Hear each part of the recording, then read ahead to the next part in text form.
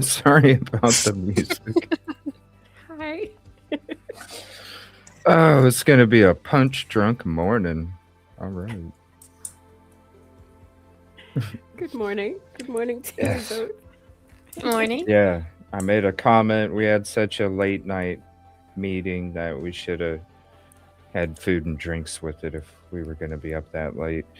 So it's gonna be I don't know, are we all tired? Rosie's sick. Thanks for even showing up to the show. For, number one. And if you have to leave at any moment, even if it's in the middle or even the beginning, I'll be good. we understand. So prayers, hopefully you feel better. Um, and that's why we're doing the autopsy show next weekend. We want her to feel 100% before, the documents aren't flying away. So we want you to be 100% before we go through those. So we're just going to hang out and do an update show. There's a lot to talk about anyway. So Mhm. good morning. Yes, there definitely is a lot. There is, and I know you guys are also tired. So thank you both too. Yes, I don't know. What did I, 2 hours or something maybe? Yeah, that's about what I got. Something like that. Yeah. But it's like I said, we should have had food and drinks and had an expense, business meeting. Oh, can you imagine? We could have had like the food we could have had. But anyway, we just had home coffee and home office chair. All right. Uh, Could be worse. right. That is true. It could be worse. It It definitely could be. could Yes. be worse. Um, so I have like a June folder stuff that I save to go through, and so we're just going to be going through that today, talking about a bunch of different cases. I don't know about you guys. You can let me know because it's basically a spontaneous free for all when we do these weekend updates. I do want to talk a little bit about Idaho 4. I thought about, I've been really wanting to get to this interview that Scott Reich did, Crime Talk, that Scott Reich did at CrimeCon with the Goncalves family. It is something I've wanted to get into since he dropped it a week or two ago. Yeah. And so I thought, if not today, tomorrow, because we'll be doing a weekend update show tomorrow at 11 a.m. Central as well. So if you're checking this one out, make sure you join us tomorrow morning as well. Um, but I do want to listen to that, and also I do kind of want to, correct some misinformation about some of the stuff with the Nancy Guthrie case. And those are two things that I kind of want to hit on for sure today. Is there anything, that you guys can think of out of the blue that maybe you'd want to discuss, or you just want to kind of go through the folder and check out all the latest up to 10 a.m. Central updates? Because I didn't get to do the rest of my updates before the show. Um, well, I was gonna ask if we could look at that Consalva's interview. So you kind of beat me Mm. to it. Oh, okay. Yeah. Okay. Yeah. Did you guys watch it at all? Mm-mm. No? Mm-mm. Did you, I Jennifer? tried No? to, but no. No. By the way, if you're not subscribed to Rosie Overtime, there's the link. And also My True Crime with Jennifer G. There's her link as well. Make sure you subscribe. Share the love. Share their channels out as well. Say, hey guys, guess what? Check this person out too. Yeah, that I'll admit, because normally I like to save stuff for when it's live, spontaneous. But I will confess, I did check out a little bit of that interview, and I was like, whoa, wow. So, Okay. I have some things to say, and that's just with the first like 10 minutes of the interview. So, And plus, there's a clip that somebody put out on Twitter. Let me see. Did Steve Goncalves just admit to knowing about BK being killed in prison? And this was a clip from a Crime Talk interview with just Steve. And I don't remember seeing a Crime Talk interview with just Steve. I'm sure it's there because it looks like it's a video from YouTube that was then copied to TikTok, which then was uploaded to X. Damn, they're covering all the platform bases right there. YouTube to TikTok to X. It's like copy, copy, copy. But I did see it and I was like, huh, do you guys remember? Now I'd have to go to Crime Talk's channel, and maybe I should, because this was just Steve, and it's a different angle than the camera view with him and Christy. And so I'm wondering if Christy ended up walking off and it was just him and Steve, but I don't know. We'll check that out. It's on Twitter, X. Yeah. By the way, shout out Elon Musk, the first trillionaire. Oh. He became the first trillionaire. He Oh, really? Yeah, SpaceX went public and he instantly became a trillionaire. So it's going to be exciting if anybody's into outer space. And don't worry, I have a bunch of stuff for a UF show. There's also something that just dropped yesterday from the Pentagon. Whoa, this video is wild and it's clear. It's crazy.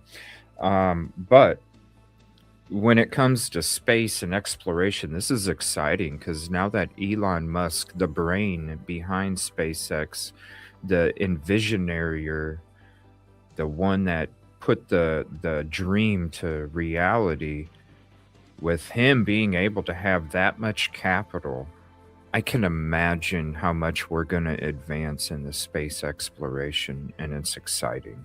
It really is. So especially with the stuff with the moon a couple months ago, first time being back at the moon in 60 years, and the plans of building a base. Now they're going to be disassembling the International Space Station in the next 6 years, recycling some of those parts to create new space pods up in space that then are also going to be in tune with the moon. So it's going to be an interconnected belt that is then going to use the moon as a launch pad to then explore other parts of outer space as men, not as machines. So it's going to be wild. I probably won't be alive, but you know what? It's going to be so cool for our species, our race. It's exciting. Let me see here. I forgot to turn on comments. 1 second. I am a little sleepy. I just need to drink some coffee. What's up, Stone? What's up, Jill? How are you? I think he was drunk. Christy left him alone.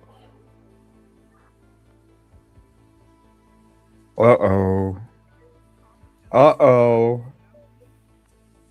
Uh-oh. Okay. Rosee, would you be able to do me a favor and go to Crime Talk? And because it'll bug StreamYard for me because I'm screen sharing. Can you go to Crime Talk's YouTube channel and look for that video, please? And can you add it to the June 2026 folder? Yes, I will. Whoa, so you think, okay, because I'm telling you right now, when I saw the interview, I was like, whoa. And okay, Stone, since you were informed on this, and I have to be very careful because these people already struck me and tried to take my channel down. When was that one? Was that in March of 2020? March? It wasn't the last one because the last one was Charlie Kirk. Yeah, I think it was. It was like March or April or something like that of 2025. Yeah, they tried. Yeah. So I have to be careful. But, shout out Scott Rice. Hopefully, he'll have some It's like, look, man, we're all independent reporters here. Just because we talk about you don't mean you can, you know, throw high expensive attorneys at people, you know? So he should be cool with it. But I have to say some shit, all right? I'm sorry. It's the realest shit, all right? The real reporting of all media. I'm gonna do it. I'm gonna do it, all right? So just please prayers for me. It's probably part of the reason why we're not even in the algorithm and I can't even see my own videos when I search my own shit. It's probably it. So do us a favor, because nobody ever freaking knows that we're live. Just share us out. Send it out. Share it to your socials. It's free. All you gotta do is copy the share link, share it to Facebook, Twitter, YouTube. My gosh. But I'm gonna say it. I'm gonna say it. And also with this Nancy Guthrie stuff, this is crazy too. It's not a new search. It's been happening for a month. It's crazy. But we'll get into that when we get into that. But I'm curious. This is, yeah, gotta be careful. You know. Um, 'Cause I can imagine what Jules is going through because they attack her on the daily, yo. Yeah, here it is. Stone just wrote. If you see Jules' latest post, Christy was talking ish.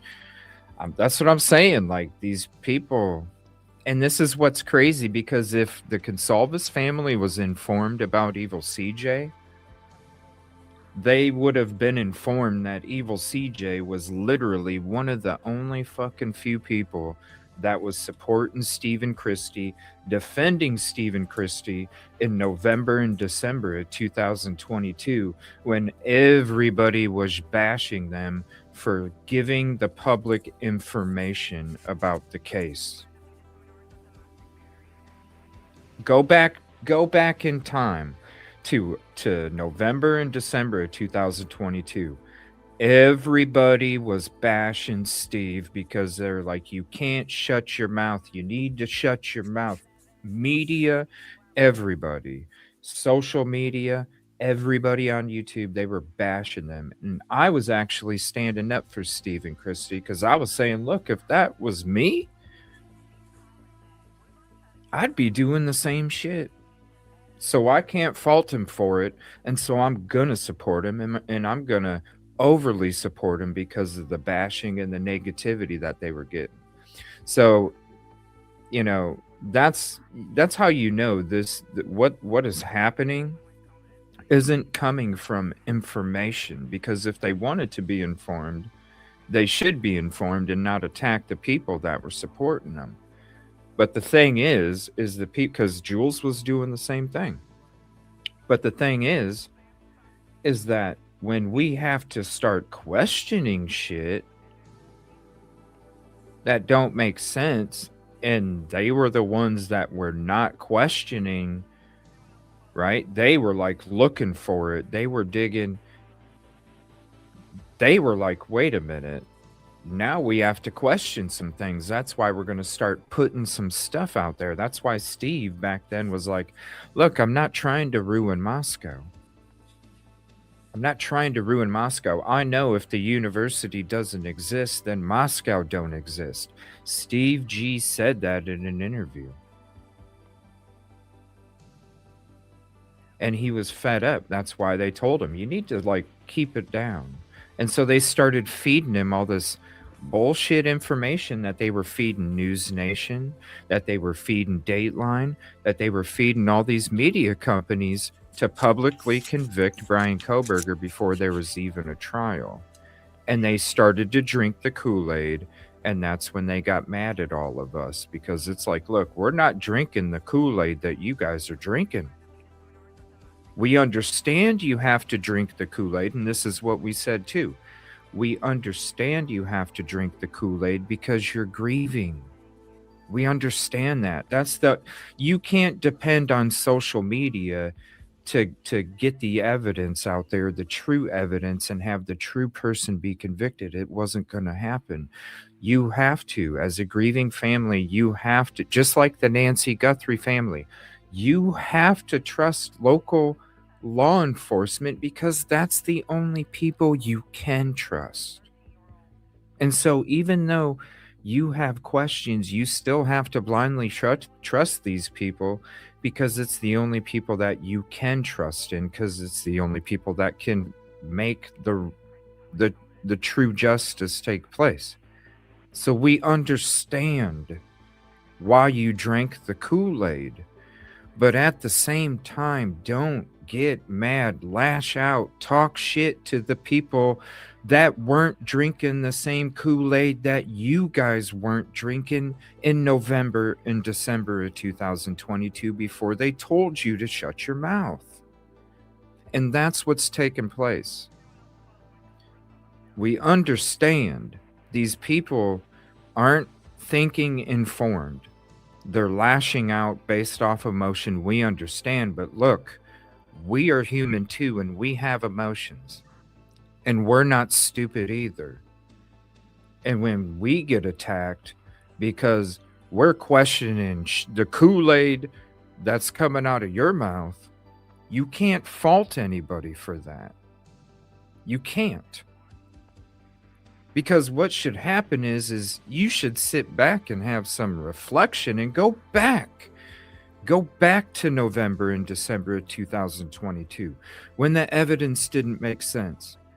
When what they were telling you didn't make sense and you had to do your own sleuthing. You had to find the grub truck video. You had to find the private driver. You did. They didn't find Eric. You did. They didn't find the grub truck video and the video that showed Kaylee and Maddie's last seconds alive, which then led them to look at other videos of the ATM and all this other stuff. That was you, not law enforcement. Go back to those days and just think. Have some reflection and go, you know what? I don't have to drink this Kool-Aid anymore because the trial isn't going to happen. He already pled guilty. What you wanted, besides the death penalty, what you wanted happened. You wanted Brian Koberger in prison the rest of his life, did you not? You don't have to drink the Kool-Aid anymore. Don't drink the Kool-Aid. Question the things that need question. Because if you truly want justice for your loved one, you are going to question the things that don't make sense, especially after the Kool-Aid is already gone. So I hope if they come across this video and they want to take the time to be informed. If you didn't want to take the time to be informed about my past, take the time to be informed of what I just said. And you could literally go to my past. You could go to those shows and you could see. I'm not bullshitting. You could see the people talking shit to you in my live chat replay. And you could see me defending you on camera. But I said what I said, and I hope that people, especially them, just take a chill back. We understand. You have to as well. And I hope they do. I do have some stuff to say.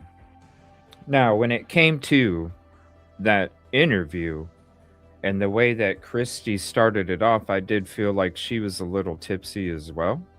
And so it's interesting. I just didn't say it, but I'll say it now because it's interesting that Stone made the comment, where's it at? About, I think he was drunk and Christy left him alone and he ran his mouth. So, who knows? Maybe they were both having some cocktails or something. I don't know. But if anything, people should just keep in mind these people, and I don't blame them. They haven't healed. How can you heal from that? You know? but they're doing something good. They're turning their hurt into the foundation, and that's the perfect way to turn that hurt and that grief into a foundation. And I think it's a beautiful foundation. Murder has a name. I think it's a beautiful thing. The fact that they're going to help fund crime labs and DNA labs to help, where if they don't have the money, they're going to have a foundation that'll help supply money to help other loved ones, victims get justice. And I think it's the best and most beautiful way that you can turn hurt and grieving is into something positive that can help change others' lives, not taking that grief and hurt and just lashing out on people. We understand you're hurt, we understand that, but at the same time, you can't lash out on people, you really can't. Now, sometimes some people do say some really crazy shit in their direction, and I understand. But look, I've been doing this YouTube gig for 4 years. You know what I'm saying? There's over 17,000 fucking people subbed to this. You don't think I haven't ran into my fair share of that shit? And do I do that? No. I'd be a crabby motherfucker every show. I'm just telling you. And I'm not. So just take a chill, reflect and go back. Go back to the time when that you question things, Sometimes we need to. And then we can get that clear picture. So neither one of you have seen that interview, huh? No. I watched like a few minutes of it, but I just kept getting sidetracked. But I got to like 2 minutes, so I can sort of say no. Yeah. Yeah, I mean, trust me, it's crazy. Like I don't even think Scott knew they were there, but he seemed surprised. He's, oh, hey, and yeah, they came up, and then I was like, whoa, like this is crazy. Yeah, I'm just gonna be honest, they did seem a little off. You'll see what I mean, and they probably did. No harm. Look, you're in Vegas. You know what I'm saying? If alcohol is your vice, you're in Vegas. There's plenty of it, I mean, but you're an adult. There's plenty of it, and most of the time when you're in Vegas, you're walking because good luck driving. Yeah. So, I mean, can you get mad? I mean, would I drink at a public function like that? Fuck no. I would wait to have a drink until after it's done because I want to make sure that I'm focused. You know what I'm saying? I want to be focused. Right. I'm not trying to be intoxicated. But, I'll save that for the lounge, the after, like we don't no, let's be responsible.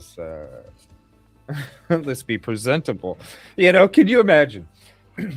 Can you imagine we're at like a business, say we're at a late night business meeting, we're having food and drinks. Can you imagine if I'm like, not that I would ever do this, but can you imagine if like I was swinging off a fucking chandelier or something and I'm just, hey guys, look at this shit. Isn't this crazy?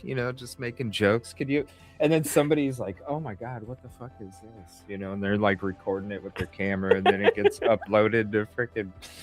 And then you see me just swinging on a fucking chandelier, just chilling. Like, you'd be like, what the fuck? So, we would, yes. We don't need that to happen. We don't need that to happen. It's not necessary. Hey, then I could start selling EvilleCJ chandeliers and put a little figurine on it, right? As the pull string. Mm-hmm. Little guy hanging like this is the pull string. I got ideas, man.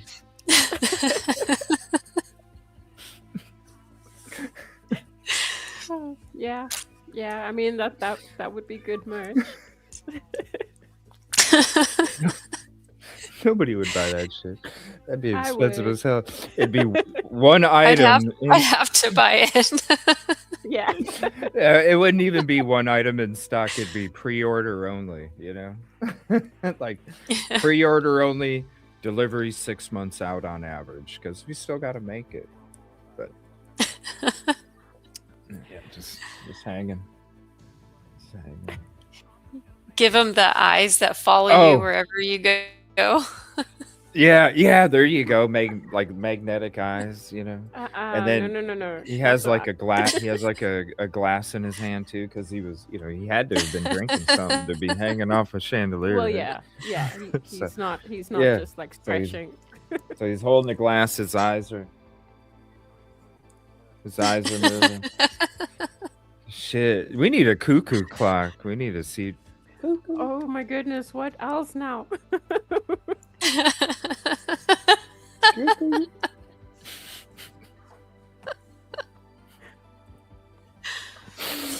We're too tired. I told you. It's punch drunk mornings. Whoopsie poopsie making drunk statements that you adopted your own daughter. What? See, I haven't watched this yet. Rosee, were you able to find that? So I posted one. I think it's the right one. It's the only one I can find where there's some of Steve by himself. It's at the end of the video though. There's a lot of other people in the beginning. And you put it in the June 2026. Mm-hmm. Why isn't it showing up? Is it on the bottom? Is that? Hold on. I gotta scroll. Did it put it on the bottom? Let me check. It shouldn't be. Yeah, I don't see it.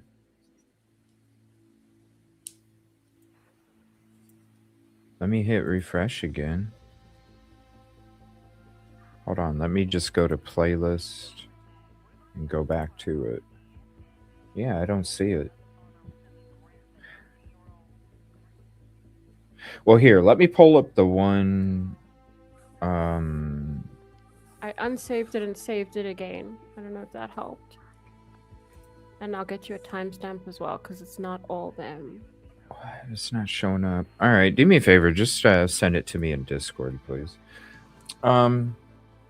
Let me find that. We're gonna get into that first because yeah, the statement was like, what? Oh my gosh! Don't listen, Scott Reich.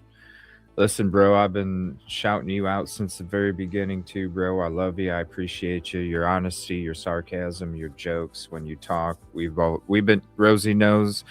Jennifer knows. She's been around since Micah. Rosee's been around since Idaho 4. You all both know we love Scott Reich. We've been loving Scott Reich the whole time. Reach out to me if there's any kind of, you know what I'm saying? Reach out to me. Talk to me, and we'll have a conversation. I'm just a independent reporter here trying to report the truth about shit, and you know it because you do the same because you don't report bullshit either. If you watch any of his videos, you know what I'm talking about. All right, let me go to my Idaho folder. And I do want to, yes, also I want to talk, well, besides the Nancy Grace, I do want to also talk about that mother from Indianapolis that was murdered in Mexico. It happened in February, and their family still has not been able to bury her or even get her body back. And I don't know. Hopefully there's some kind of fundraiser for this family to get her body back home so they can bury her. It's been since February, man, and she was a mother of 6. Okay, let me see. Where's it at? Exclusive. Kaylee. Okay, so 12 days ago. Okay. So I see Scott did another video I have in the Idaho 4 playlist. One question, why Kaylee's parents still want answers. Did any of you watch that video from Scott Reich? No. I don't believe I have. Why Kaylee's? Well, I mean, it's obvious. They want to know what happened. They didn't get to find out in trial or from a statement from Koberger to make sure he got the deal plea to be removed or the death penalty to be removed from the plea deal. They didn't get an answer, which I thought was wrong. The prosecution should have, if they literally had all the evidence to slam him to the wall, then why didn't you say, no, we're not taking this plea deal because you need to at least tell us what happened. I mean, that the families were asking that from the police from the beginning, from the prosecution. So it's not like they didn't know. But the fact that they backdoored the family and gaslit them and made it seem like, oh, we didn't know you left a message or even called us back until after we sent the fax when we came through the door this morning. Bullshit. You knew they called, and you knew that you could say, oh, sorry, we didn't check the voicemails until after we sent the fax over already to accept it. That, so yes, that, of course, they want to know that. If anybody's seen it, let me know. I'm pretty sure it's a 31-minute video. I don't want to get into it if that's what, but I'm assuming that's what it is because they never got to find out. And it's horrible. I feel bad for them because they should have. They should have been able to find out. So, oh, wait a minute. He's by himself in this video anyway, the full version. So that just must be a clip. Okay. Oh. So, Okay. yeah, I didn't realize that because I just clicked on it and it's just Steve by himself. So here's Crime Talks video. We're gonna check this out, and thank you though, Rosee. I appreciate it because you know how StreamYard is. If I go to do some stuff like that, then all of a sudden everything reboots or resets. I don't understand at all how. Let me read this right. I don't understand. And good morning, Lucy. I don't understand at all how SG being upset that the state kept the details from them, the victims' families, for years, and instead of petitioning laws to prevent state actors from doing. That's a shout out. Yeah, it's a good point. Yeah. It's a great point. Great point. Now family members can't even seek items that hold vital information into. Aw. And that's sad too. And hopefully, you know what I mean? There's still time. And hopefully hopefully they have somebody in their camp that is advising of that too. You have to look at their grieving process. It's very slow, like very, very freaking slow compared to some of the other families, all right? Very slow. And so probably their positive way of handling that, shout out to them for making that foundation. That's the first step. And so who knows, Lucy, maybe that second step that they take coming up will be something like that, and hopefully it will be. And so if we're covering them and they know that we're covering them because of their little angry army and they come across this, that's an idea for you guys. You know what I'm saying? So if nobody in your camp, Goncalves family, is telling you about this, please take some screenshots of what Lucy has to say before you try to end my career, and take that as some really good positive knowledge to also, that's another step in that direction. Again, shout out for the fundraiser. Murder Has a Name. It's a beautiful thing. It's a beautiful message. It's a beautiful piece of work that really can truly make a difference in the future. And so I'm going to highlight these comments again. Make sure you see them real good. And then that way, who knows, maybe you can take some of Lucy's advice. And that can be step 2. There we go. There we go. There we go. All right. Let's get here. Let me pull up Crime Talk. So here's Crime Talk, Scott Reich. Actually, he's got 326. Scott Reich was one of the first channels that we started sharing in the very beginning. And actually, when we started sharing him out, I think he only had like 6,000 or 7,000 subs, honestly. He's at 326 now. So shout out to him. Yeah. Humongous channel now. But he's great. I love him, always have. Because the one thing I always loved was the comedy and sarcasm, Yeah. Like you can't beat it. You can't beat it at all. So I'm not saying he's going to have that kind of sarcasm or comedy in this video. But the one thing that you can say about Scott Reich is just like when you come to this channel, anything that you say about Scott Reich is that he's going to tell you the news that you need to hear, not the news that you want to hear. He's going to tell you, even if you don't agree, he's going to tell you the truth. So that's one thing you can always say about Scott Reich. All right, we're going to check out this video, and I'm a little nervous, but it is what it is. We might as well jump into the deep end, baby. Let's do it. Here we go. Let's go through this real quick. So we're getting into the Idaho 4 folder. It'll be okay. I'm just we'll see.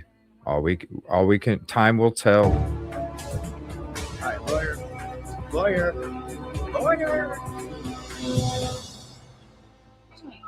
Oh, wait, hold on. Hey, How are you doing? I like your channel. Thank I like you. your view. Yes, you cover the coworker case. That's Yes. our You cover it from an daughter. educated, Yes. well-known Hey, sometimes I get Whoa! You can tell already. Mm-hmm. Oh my can. god. Oh my god. Here, let me, while we're pausing this, let me try and move our cameras around here to, let's see, how can we do this? We can go like this, I suppose. Wow, you can tell already as soon, oh my lord, as soon as they walk up. And this is his feed, so it must, I know Vegas has a lot of spotty internet for people who stream. So that's probably why it's not the greatest quality. Oh my god, you guys, this is going to be a crazy interview. Oh my god. See, I was busy doing something while I started listening to this, so me I too. wasn't able to like totally focus on this, but my lord. It's as soon as Lucy. Come on pretty strong right off the bat. Right? Oh my god. I'm even more nervous, but here we go. I just want to say if it, whoops, let me hit like. I just want to say if anything happens, I love you guys. And I'll see you as soon as I can. I'll see you as soon as I can. All right, lawyer.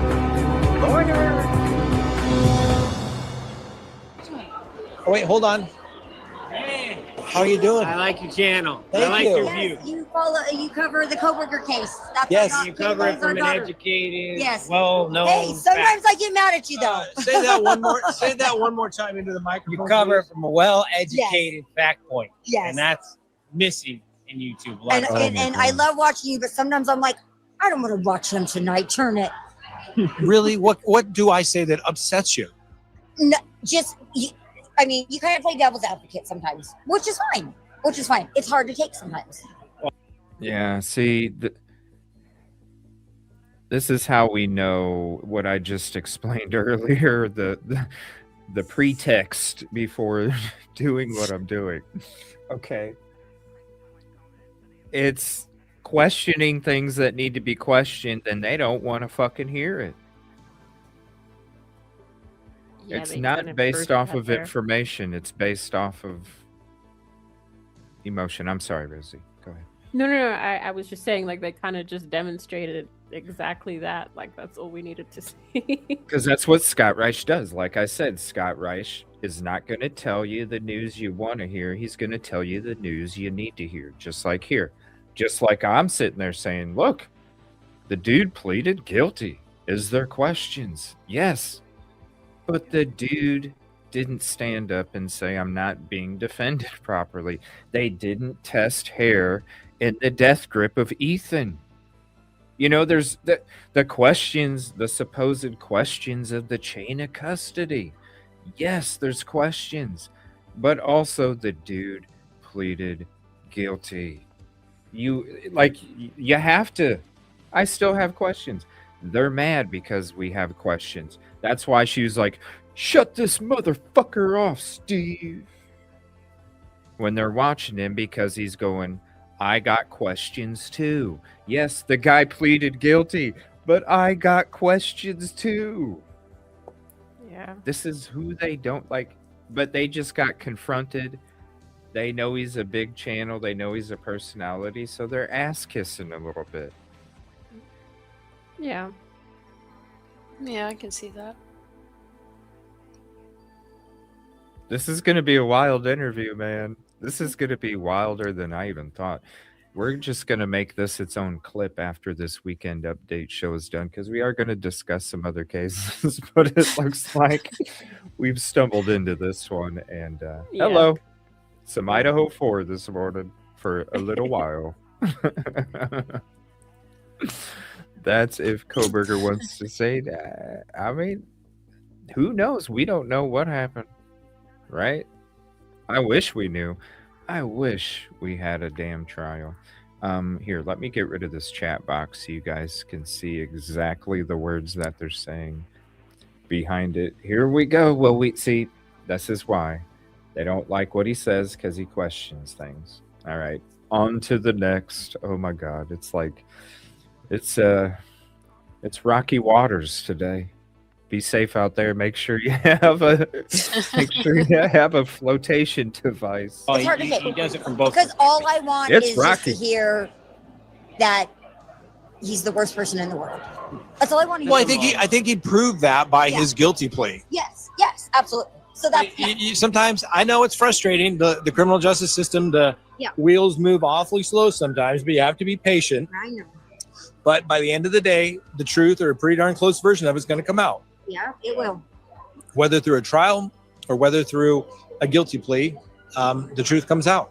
Yeah, and that's the message that people need to hear because the days of getting away with these murders are going to get less and less and less because this technology, we're learning about like how they can do hair samples without the follicle, the shoe labs, Yes. but there's new technologies coming out and we're going to scare IgG. the heck out of people. Yep, letting these them know. people are going down. Between the technology, the license plate readers, the GPS, the phones. CCTVs everywhere. Yep.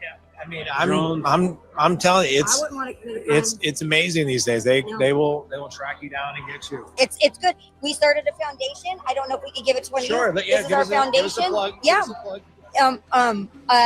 It's the Kaylee Goncalves Foundation. Murder has a name, and we want to fund advanced DNA forensic testing, including IgG for when the law enforcement runs out of funds and it winds up on a cold case. We will pick up the cost and pay for these accredited labs that we've partnered with. There's literally thousands of cases waiting for funding. Yeah. Yep. I was just talking about that. Even And I have to pause it because I do want to say thank you. I just have to say thank you. sane kits. There's a backlog, at least in the state of Colorado, and they've tried to pass legislation, but most people don't realize that it's expensive to do DNA testing. It's not like you just drop it in, and it's a couple of day process to actually do the testing with multiple people doing the cutting, to do running it's a it lot. through the machines, to do the statistical analysis. Then you're like, okay, now we got it. Is there somebody in the CODIS system? Oh, there's not. There's not. Then you got to wait until maybe genetic genealogy comes in. Yep. And most And people that's don't another realize $9,000. people, and it used to be, I remember we had a case where we were trying to prove a client innocent, and there was some, testing that was new at the time, and it was like $100,000 to do the testing. So the price has come down. It's going to continue to come down, obviously, Yes. and there's going to be bigger and bigger samples, and more people are going to be in those databases, Yep. and they're going to find the people. And that's another thing with our foundation. We really want to push the upload to GEDmatch, which is a forensic tool that investigators are allowed to use. So, any of these home DNA kits that you do for free, you can upload it to GEDmatch. And, it's controversial. I get it. You're not going to, get everybody to do it. People don't understand. IgG does not find the guy who did it. It finds the people who didn't do it. It really does that by getting close as you can to him through his family, but it's not them. They're not. It's like a lineup, and you say no, none of those guys did it. That's what it is. So people think if they put it up there, they're going to be committed of a crime. No, I mean, they have to go and find the people look at it and they look at all the tests, the little jumps on the little lines, and they say, oh, this is the allele, and this is an 11 and 12. And guess what? On the DNA sample that we found, this allele, it's an 11 and 12. So he's and Italian. you gotta have Those are so what they can many do. things. Yeah, we got a male and these It's different the process of elimination, and it's the best way that you could ask your case to be tried. You don't want eyewitnesses saying Steve was there. I'm pretty sure it was it. Those days are over, man. You want to have science say DNA. you were there or you weren't there, or free your name, like you were saying. No. That's the kind of stuff you want. We're not even against it being there to be used to free somebody up. We want the truth. That's however we get to. Yeah. I mean, nobody wants to. I've never met a DA that really wanted to convict innocent people. No. I mean, we want to make sure we get the right people. And look Absolutely. stupid because it'll eventually get I caught. You know? As a parent of a murdered child, I 100% want the person who murdered my child. I don't want an innocent man in prison and the real guy out there just living his dandy life. No, absolutely not. Like, no. Okay, so this is why I have to say, why aren't the questions being asked like they were in November and December of 2022? Because the evidence hasn't changed. Like this death grip in Ethan's hand Yeah. should make anybody question the investigation. Yeah. Like I- it's not rocket science. Yeah. I think that she does, like what she's saying there, she does feel that and believe that, but it's still, there's a difference between saying it and actually facing the questions, and I think that's probably still too much, too hard, you know. It's admitting that your daughter Yeah. didn't get justice is what it is. That's terrifying. Yeah. Yeah. And that's what you don't want to admit. Yeah. Because It's you kind of- thought, because she thought that getting justice in Koberger being in prison the rest of his life was supposed to be the fix to the hurt, right? Once that motherfucker's convicted, then I can move on. Unfortunately, the prosecution fucked him. And they screwed him since the first day. And the thing is how can the Kool-Aid be that strong to, after you quit drinking it for a year, because it's almost a year coming up in just a couple weeks, it'll be 1 year since he took a plea. How can the Kool-Aid be that strong where still to this day with this stuff that's coming out and the hair, you can't tell me if this trial took place and the hair was introduced into trial, they wouldn't have sat back and went, who else helped Brian Koberger commit this crime? Yeah. But it's the Kool-Aid is so strong they're not even seeing it. You know, she's contradicting herself. I want the right person to be, but yet you started off saying you hate this MFer sometimes because he doesn't say that he's the worst person ever. Yeah. You can't have it both ways. So you can't truly believe that you want the right person, because with your own, like with other family members, you can't believe you want the right person to be caught for other family members because your own family member, the investigation has questions that you're not addressing because you don't want to admit. Yeah. Comes down to that.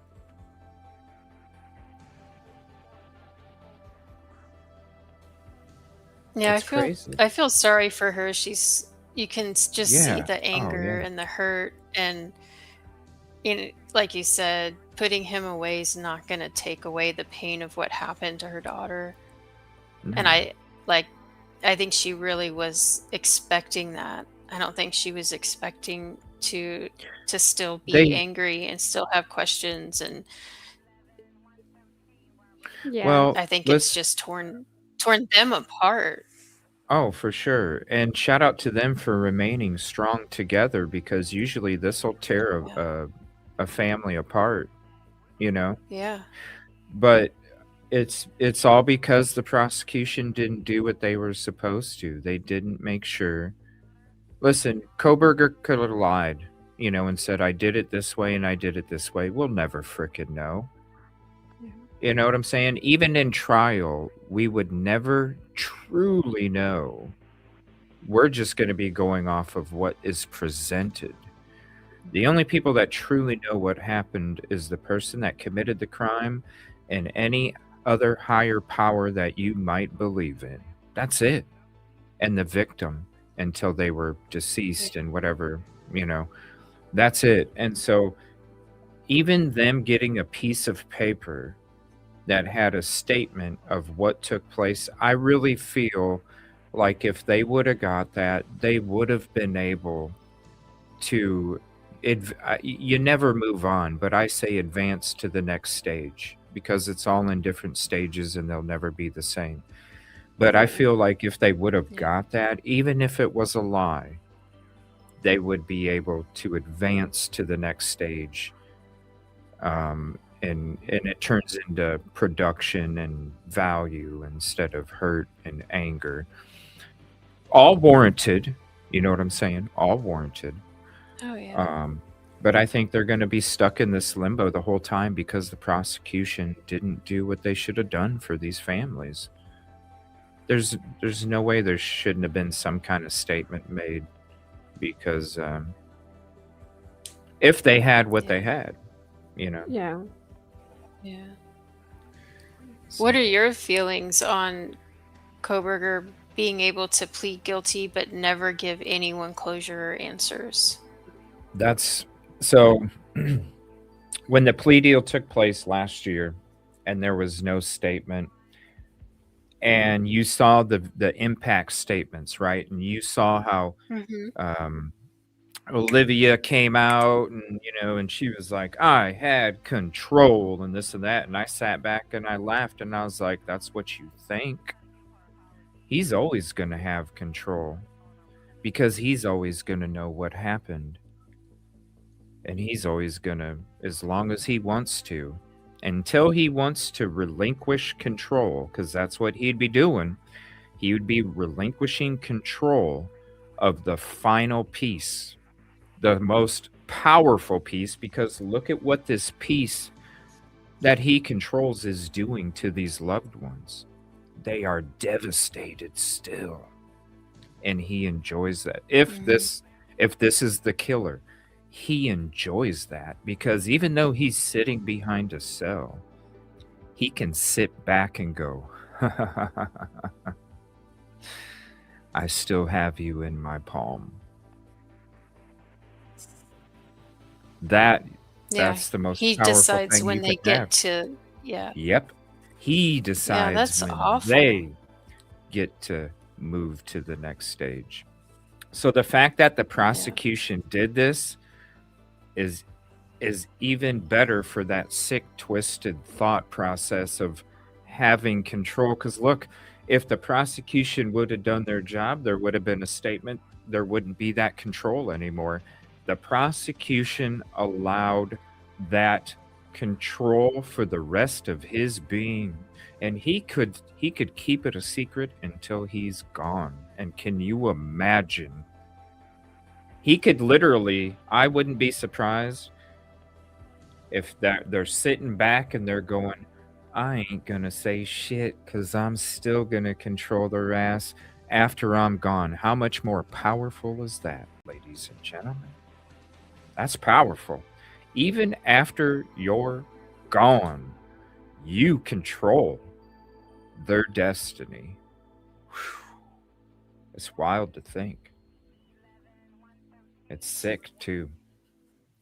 Yeah, But it's it's true. wild to think that we don't have something in place that when you are convicted of something like this, that you don't have to There should be. Yeah. give an answer should be. because we're just watching these parents be tortured for as long Mhm. as he feels until he gets bored with it, really. Right. Right. Yeah. And just it's going to last for generations too, because you don't think their kids, her brothers and sisters are gonna, and that devastation is going to then go to their offspring because they're not going to have that normal, it's going to, like, that person controls the power for generations. It's freaking wild. So if somebody doesn't say something and isn't forced to say something, And they what's should be. the motivation? Because where would you find enjoyment after that if you relinquish that? Where would you find enjoyment? Every day would be a Groundhog Day. At least every day when you wake up holding that key, you get to see possibly a new train wreck. Yeah. Mhm. But the violence wasn't committed towards the family. So why is it even important to him to control the family at this point when Part if of it. if allegedly Because he did it, the act is done and over with for the people he targeted.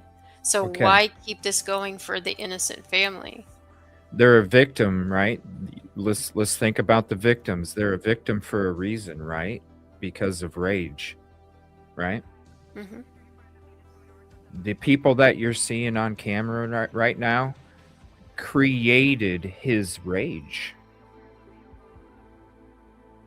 That's why they're important, and that's why it's still a powerful key.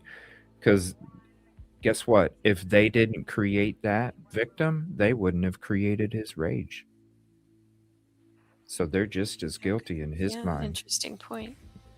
Yeah. They're just as guilty. If it wasn't for them creating his rage, he wouldn't have had to do the rage in the first place. So it's their fault too. I'm not Now that saying makes that's complete sense.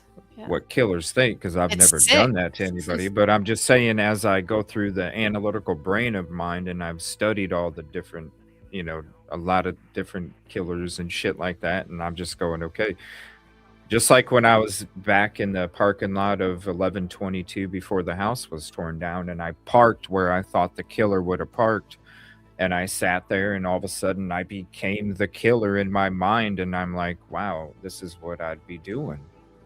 Not that I would do it, but it's like my mind will like go into those modes where it's like, all right, why did they do this? Why did they go this way? Why, it's all my dumbass brain, and it's always going with stats and probabilities and shit. My mind don't shut up. So there you go. So, not that I did anything. I'm just saying that's what I think would be the reason. Right? Why? I get the I don't wrong want to sound idea. like We know. it's like it's because they made the victim of the rage. Like, I don't want like, whoa, what the hell's going on with CJ? He's using his Gary Bricado voice now. Right? He is. Oh shit. All right, let's get back to this interview. Enough. I don't want you all thinking like, damn, he gets tired, he starts revealing shit. No, that's not the case at all. That's not the case at all. Here's the thing though, the statements made, and thank you for listen, you guys got to watch the live chat replay. If you're just listening, you got to see all this stuff Lucy's typing in chat. Here's the thing though, great points here. So the state obtained ATT timing advance for MMXK and Showalter going back to June 23rd, 2022. Oh, there's a shout out to Rosee, 23rd of June, 2022. Is that how they do it in South Africa? They put the date before the month or something? What's that? Right? Yes. Yeah, that's how what I it's thought. done. That's what I thought. Okay. But they were unable to produce Koberger's wine. Yes. All great points. Seriously, you got to check out. We don't have the chat box up for this episode, for this part of the segment, just because I want to be able to have the text showing there so you guys can see exactly what's said, especially with what's going to be coming up here in a few minutes. So we'll get back to this. Yeah, no more talk about what a serial killer would do. So I mean, we were 100% about this is the right guy, and they told us early on, Even went and record, I said I haven't seen enough yet. They need to share more with me to understand. I need the dots connected. And once they showed us, the way that the sheet was pulled up and the splatter and all the things, and they're both Kaylee, Maddie were there. He was on there. A cop couldn't have just dropped it. Impossible, because he couldn't have got them both there at the same time, because the way that it was aspirated and then pulling it up left that pattern of the sheath there. A void was on the bed when exactly. the sheath So I was was like, picked up. all right, we got 100% this. It's over. It's done with. Let's go to court. And then we didn't get to go to court. I understand. I mean, and well, if you watched, I mean, I was like, well, there could be some, but once the DNA came out, I was like, it's over. It's over. And, I mean, I'm a criminal defense attorney. Yeah. What are the odds? Yeah. I mean, I know they came up with some statistical number that 1 in 700. Okay, so I do have to say this about what Scott Reich has to say here, and this is how. Listen, this is why some people that I was doing shows with in the Idaho 4 community after the plea deal came out, and I'm like, look, the dude pleaded guilty. Like, I still questioned, even after all of this stuff, I still questioned it. The dude pled guilty. Like, who fucking pleads guilty to this shit? At least have parole available, at least have appeal available. They would have kissed your ass with all the questions, especially the hair clump. How come it wasn't tested? I don't know. But I do have to agree with what he's saying about this DNA. Now, have I said or questioned that the sheath is part of the crime? Of course. Have I questioned the DNA? No. But I question the placement of the sheath. Do I think the sheath was there when the crime was committed? No.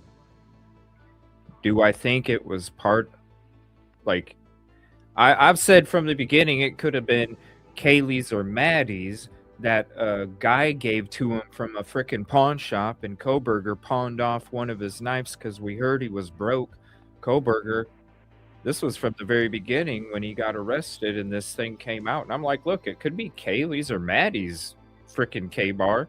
And maybe they took it as a souvenir, the K-bar itself.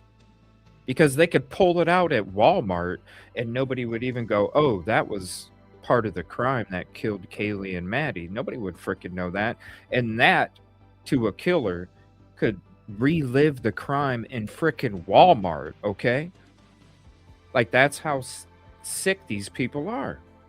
So to me, it was like, wait a minute. I questioned the knife sheath. It didn't make sense how officers saw it from the doorway when we had a physical 3D model of the home showing there's no way in hell anybody could see a sheath laying underneath, halfway under a sheet, underneath this and that from the doorway. We knew that from the house tour. But what I have to say about the DNA itself, not why the sheath was there or how it got there, but the DNA itself on the sheath, I have to totally agree with what he's saying because it's the truth. It is the absolute truth. And so I'm just going to go back just a few seconds so you guys hear the whole thing. Yeah. I mean, I know they came up with some statistical number that, 1 in 700. 5.37 octillion. 5.37 octillion that just, which is not enough people in the world or enough planets with people on the Earth. Yeah. So you take the total top population and all the planets, you still wouldn't have enough to figure out that's who it is. We're pretty convinced. That's pretty convincing. And I still get people. Somebody sent me something on my Twitter the other day. He's innocent. He couldn't have done it by himself. Blah blah blah blah. And I responded back, "You're crazy. You're crazy. Okay. It doesn't matter what you think. It doesn't matter what you believe. It only matters what you can prove in court with legal and competent evidence." And his DNA was there. My DNA wasn't there. Yeah. Right? None of these people's DNA. No. It was his. Yeah. What are the odds? It happened to be on the K-bar that he bought, the sheath, right? That like you I always bought. said, That I had doesn't mine. Count buying. Exactly. Yeah, you actually have one. I remember that. You had the military background. Yeah, I got that the summer of '88. Okay, so I'm going to switch here and I'm going to pause it real quick because I want to ask the panel. Because I honestly think the sheath was used to pin it on the brain of the operation, not the one that was doing the physical attack. And the reason I say that is because if I was working with somebody and they were supposedly the brains, I'm going to sit there and go, there's no way in fuck it's only going to be my DNA left at this scene because I'm not the only one that's going to go down if somebody gets busted. So I would see myself taking, hey, Koberger, check out this new K-bar I'm going to use for the crime. Oh, yeah? Let me check it out. I touch the button snap to open it up. And then I look at it and pull it out with the butt of the knife because, right, I don't want to get my DNA on it, right? So I pull it out with the butt and I go, wow, that's a pretty cool knife. And I push it back in with the butt thinking, my DNA is not going to be left on there. And I take the button snap and I close it again. Poof, there's my DNA as the brain of the operation. Now the person that went in and committed the physical attack goes, now I have his print. I don't need it on the knife. I just need the sheath because I'm going to keep the knife with me because I want to relive the freaking crime at Walmart if I want. But I'm damn sure going to slip this sheath with the brain of the operations DNA. So then if somebody gets busted, at least it's going to be this guy with me because it's not fair for the guy to sit out in the car to drop me off to get away scot-free if somebody gets busted, right? That would be my reasoning and what I think. That's what I honestly think why the sheath is there is because of that scenario right there. Do you guys think the sheath was like technically the persons that committed the crime? How do you think the sheath ended up there? What do you both think about the sheath? Rosee first. Well, I'm not muted, right? No. I think when it comes to regardless of whether or not he committed the crime, I do believe that the sheath was planted there just because, and I'm not trying to be like accusatory to police or anything, but I think it is entirely possible that I don't know if I should say this. Like they were aware that it was him, or they felt very strongly that it was him, but they were worried that they didn't have enough. So I feel like and I know of cases where that's happened, where you're like,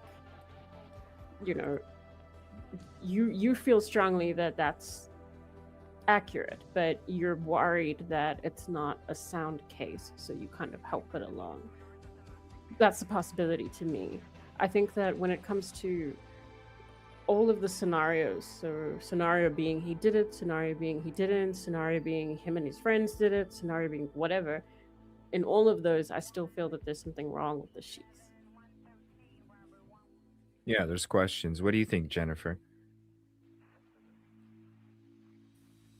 I feel the same way. The sheath, it's always made me question, how did it get there? Why was it not in worse condition?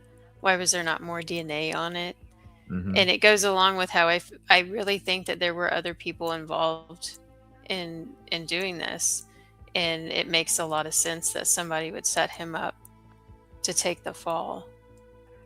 Which, and it almost kind of explains he had a lot of strange, guilty behavior, a lot of paranoid behavior afterwards.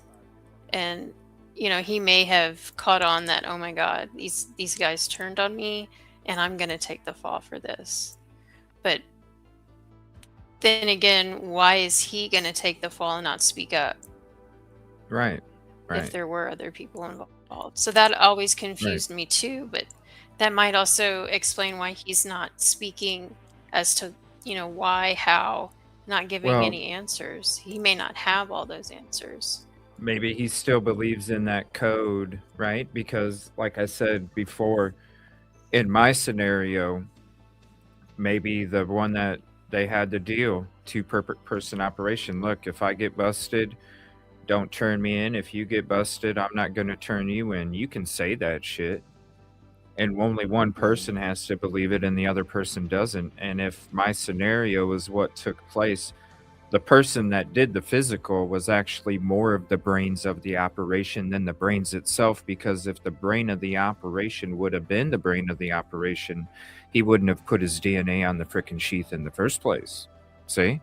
Another reason why you shouldn't be a partner in crime, because I'm going to sit there and go, guess what? You ain't getting me slipped up to try and pin it on me if I'm the brain. So Yeah. he could have been, he could have been in that mental code of, listen, I got caught, I'm not going to say nothing, but this is what I have to ask when it comes to this. Do you think it's the scenario that I brought where it's somebody that helped with the crime, or do you think it could have been an officer that was the one that, because I also brought this up too in the very beginning, after he got arrested, and I said, could it have been an officer that slipped it under there? Because we remember Koberger was an outsider, right? And when you look up the police departments, it's all insider people. You have somebody from the East Coast coming to the West Coast wanting to instantly join and do intern work for the police department, security, right? Security, cloud-based forensics. And I said, maybe he come across something of one of their own officers. We look at all the officers that were getting reprimanded around that time for sexual shit, all sorts of stuff, the hazing stuff that was going on. But with the stuff that the officers were getting reprimanded for, especially the sexual stuff, to me, back then in the very beginning, I'm going, well, he wanted to help out. He could have said, look, this is, I want to help out. This is what I've already discovered, just to show you how serious and how good I am. This is what I've already discovered about some of your officers that are not going with the law. And who knows, it was like, who the hell is this? Because remember, he was in the lab of Washington State, the DNA lab. He literally was walking in the freaking lab, the DNA lab of Washington State University. And so when it comes to how the people are out there, when I went out there and interviewed all those people, there was even James that came on for an interview about his experience with Moscow, the Christ Church, and why he took off to Albania to get away, because it's all homegrown. It's all outsider gets pushed out. It's why the realtor will tell you to change your damn plate even though you don't need to, so people don't treat you like shit. And so it could have been one of these things like, who the hell is this East Sider coming over here, digging up dirt on our people, trying to expose our own homegrowns to how we do shit around here. And this guy's coming over here trying to tell us what to do. And then they take, somehow they get the sheath and slip it under there. Hey, we got this guy. He's an outsider. We know he's an outsider. Let's just stick this under there. Do you guys think it was police, or do you think it was an accomplice that left the sheath behind, if you both feel that it was placed? Is it Rosee first again? Good question. Yeah. Well, I think it was the police, but I guess okay. I also have to put a disclaimer on that so in my country the police are very different. They have a different reputation. People don't speak as well of them, I guess. So when it comes to corruption and stuff, that's something that maybe a South African might jump to. I might jump to that without understanding things properly. But to me, it was the police. Not that I'm saying there's anything wrong with police or even the South African police, but I'm just saying that it's kind of a tendency. Hey, if you walk into a crime scene and you don't know what happened, and there's no footprints in and out, it could have been one of those things where shit, we gotta, you know, the pressure from President Green, it couldn't be a student from the University of Idaho. It would ruin Idaho. It couldn't be somebody associated with Idaho because it would ruin the University of Idaho. It had to be somebody from over there. It had to be. It's the only way the university, because I was saying it back then. If I had a student that was going there and I was a parent of my student and they were going to that university, I would have been telling them, you need to transfer. You're not going back. You're not going back, honey. Nope. Not happening. Not happening. Mhm. You're not doing it. Find another school. That's what I would have done, even if they found the killer. So, you know, the pressure from Green and everybody else knew because the police department was funded from the university. Everybody was funded from the university. Everybody. Yeah. That's why they made the university before Idaho was even a state. The University of Idaho was created to keep the panhandle for Idaho because Washington, Oregon, and Montana were fighting for the panhandle that Idaho had. So before Idaho was even a state, they created the University of Idaho to keep the panhandle. That was the only reason why they created it. And it's been controversy ever since it was created because within the first couple years, they had a major fire that they got to collect money from to rebuild a new university. It's been nothing but corruption since it was created because it was created with the intention of keeping land. Yeah. It's been Yeah. corrupt since birth. And so I can see how they would pressure police. You better make sure that you find somebody and they better not be from here. Otherwise, you won't have a job either. Yeah. I agree with that sentiment. And also with Heather's point in chat about, sorry, I'm trying to scroll on the wrong screen, where Heather says, the one where it starts with, they ignored the evidence on the sheath. And that was like a really, I think that's also part of like what I'm trying to say. So I will see what Jennifer says, but I think police. Yeah. What do you think, Jennifer? Do you think police or accomplice? What do you think's more probable? I lean towards accomplice a little more. I think it was just too fast for everything to be just placed just right for it to be the police. That's just my opinion. I feel like if the police had put that there, it may have maybe come out in a separate search or maybe later in the investigation. Well, and I think they do would have have to had remember the that- sheath in worse condition, though. You would think they would make more DNA available and harder to question. You know, Right. just the snap. That's a good point. Yeah, they would have some other DNA somewhere else to. That's a great point if it was police, because that's what they would do. They wouldn't just rely on a little bit of skin cells inside the button. That's a great point. That's probably the best point I've ever heard when it comes to between police and accomplice. But we do have to remember the first couple officers that showed up did not mention a sheath. It was the officers after that then mentioned a sheath on the floor and then the sheath under Maddie. So there could be an argument still when it comes to police, and maybe they just did a shitty plant job, right? Because we do have the reports Yeah. where the first officers didn't mention it, and then all of a sudden it got mentioned in different spots afterwards. So great point, because it's true. You would think if it was being placed from the officers, they would have made sure there was a little DNA here and a little DNA here, or a little more DNA on the knife sheath. So great point. Both of you, great point, because really both of it, you look at both things and you're like, well, it could definitely be the police.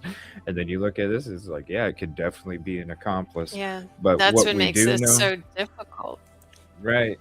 But what we do know is that it doesn't look like it was there when the crime was taking place, which it should have been if it truly was the killer's fumbaloo of dropping it or misplacing it.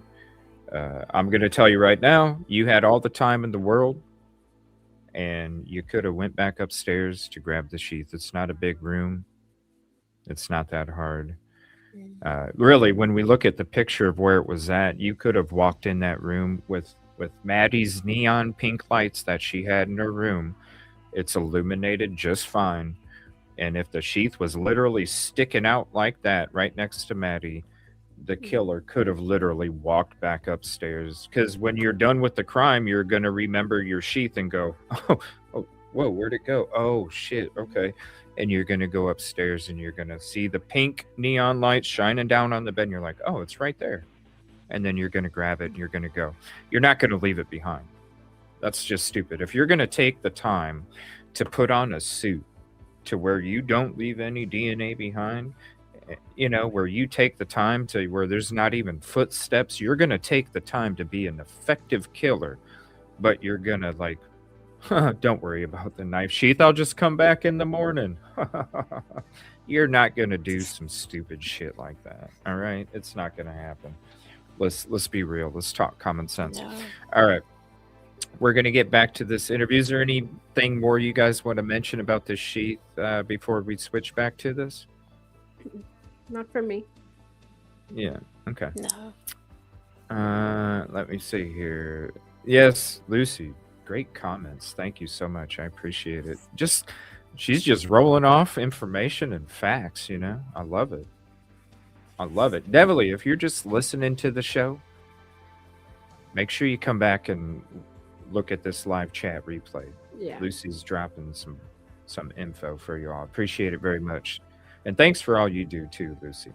All right, back to this interview with Scott Reich here. I said, here's mine. Yes. When that was came one out, of the first time that I actually ever saw a K-bar, and I was like, That's why wow. she didn't like you. The game word. No.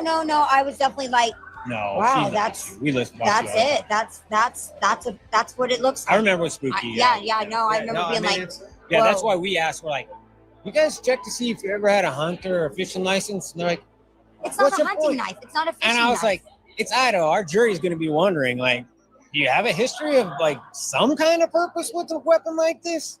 And he never did. And he never had an alibi. Like, come on, people. He's not even trying to tell you where he was. Looking at the stars, do you buy that? Turned his phone off. Listen, as I say, They after are 32 rich. years, and I have to tell this to Holy clients hell. sometimes, You're a busy man. there are no coincidences in criminal law.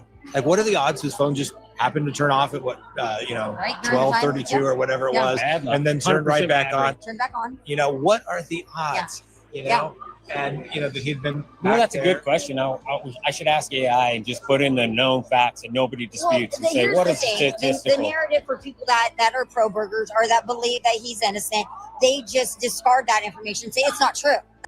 Have you any of you guys done that?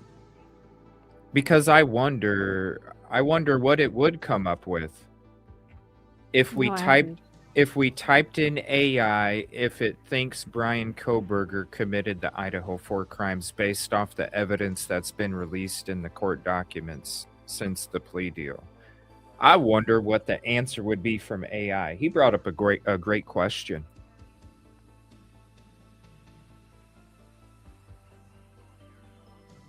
Did Brian Koberger commit the crimes based off the evidence in the documents that's been released? Yeah, type more parameters in chat. Yeah, type more in chat. Or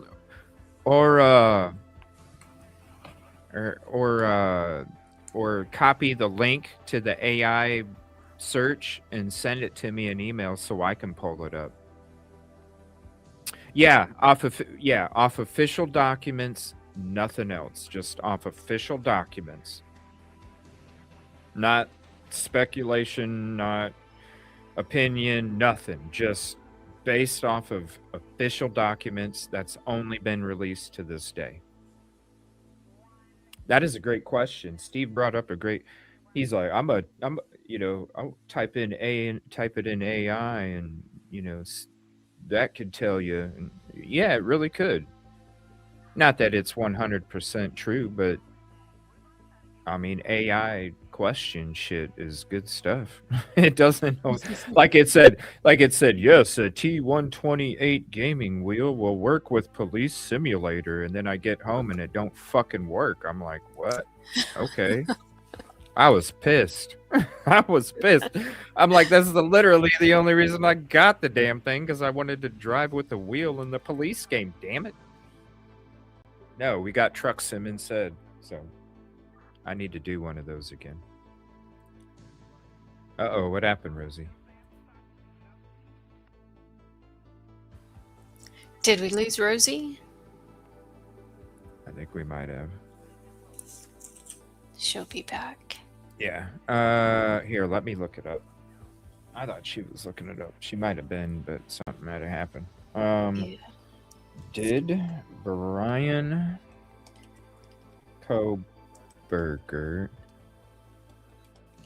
commit the Idaho 4 crime based off only documents that have been released? All right, AI mode. Let's see what AI says. Okay, here we go. Let's share what AI says. All right. All right. Let's share what AI says. Okay, so let me zoom in on this too. Okay, so it says, let's move me up here. All right, so it says, yes, legally speaking, Brian Koberger officially committed the crimes as documented by his formal guilty plea entered on July 2nd, 2025. He pleaded guilty. If your question is whether publicly released investigative well, that's what I'm asking.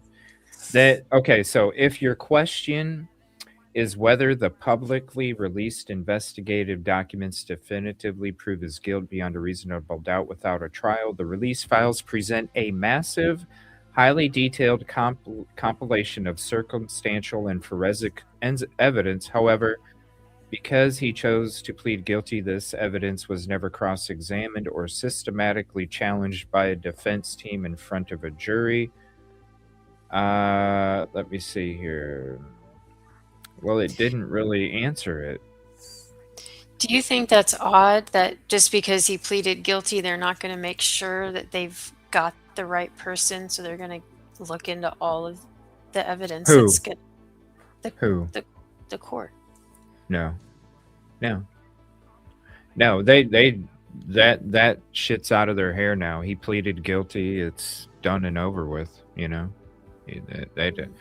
they wanted that thing done and over with ASAP. The whole state did, because it didn't look good for him.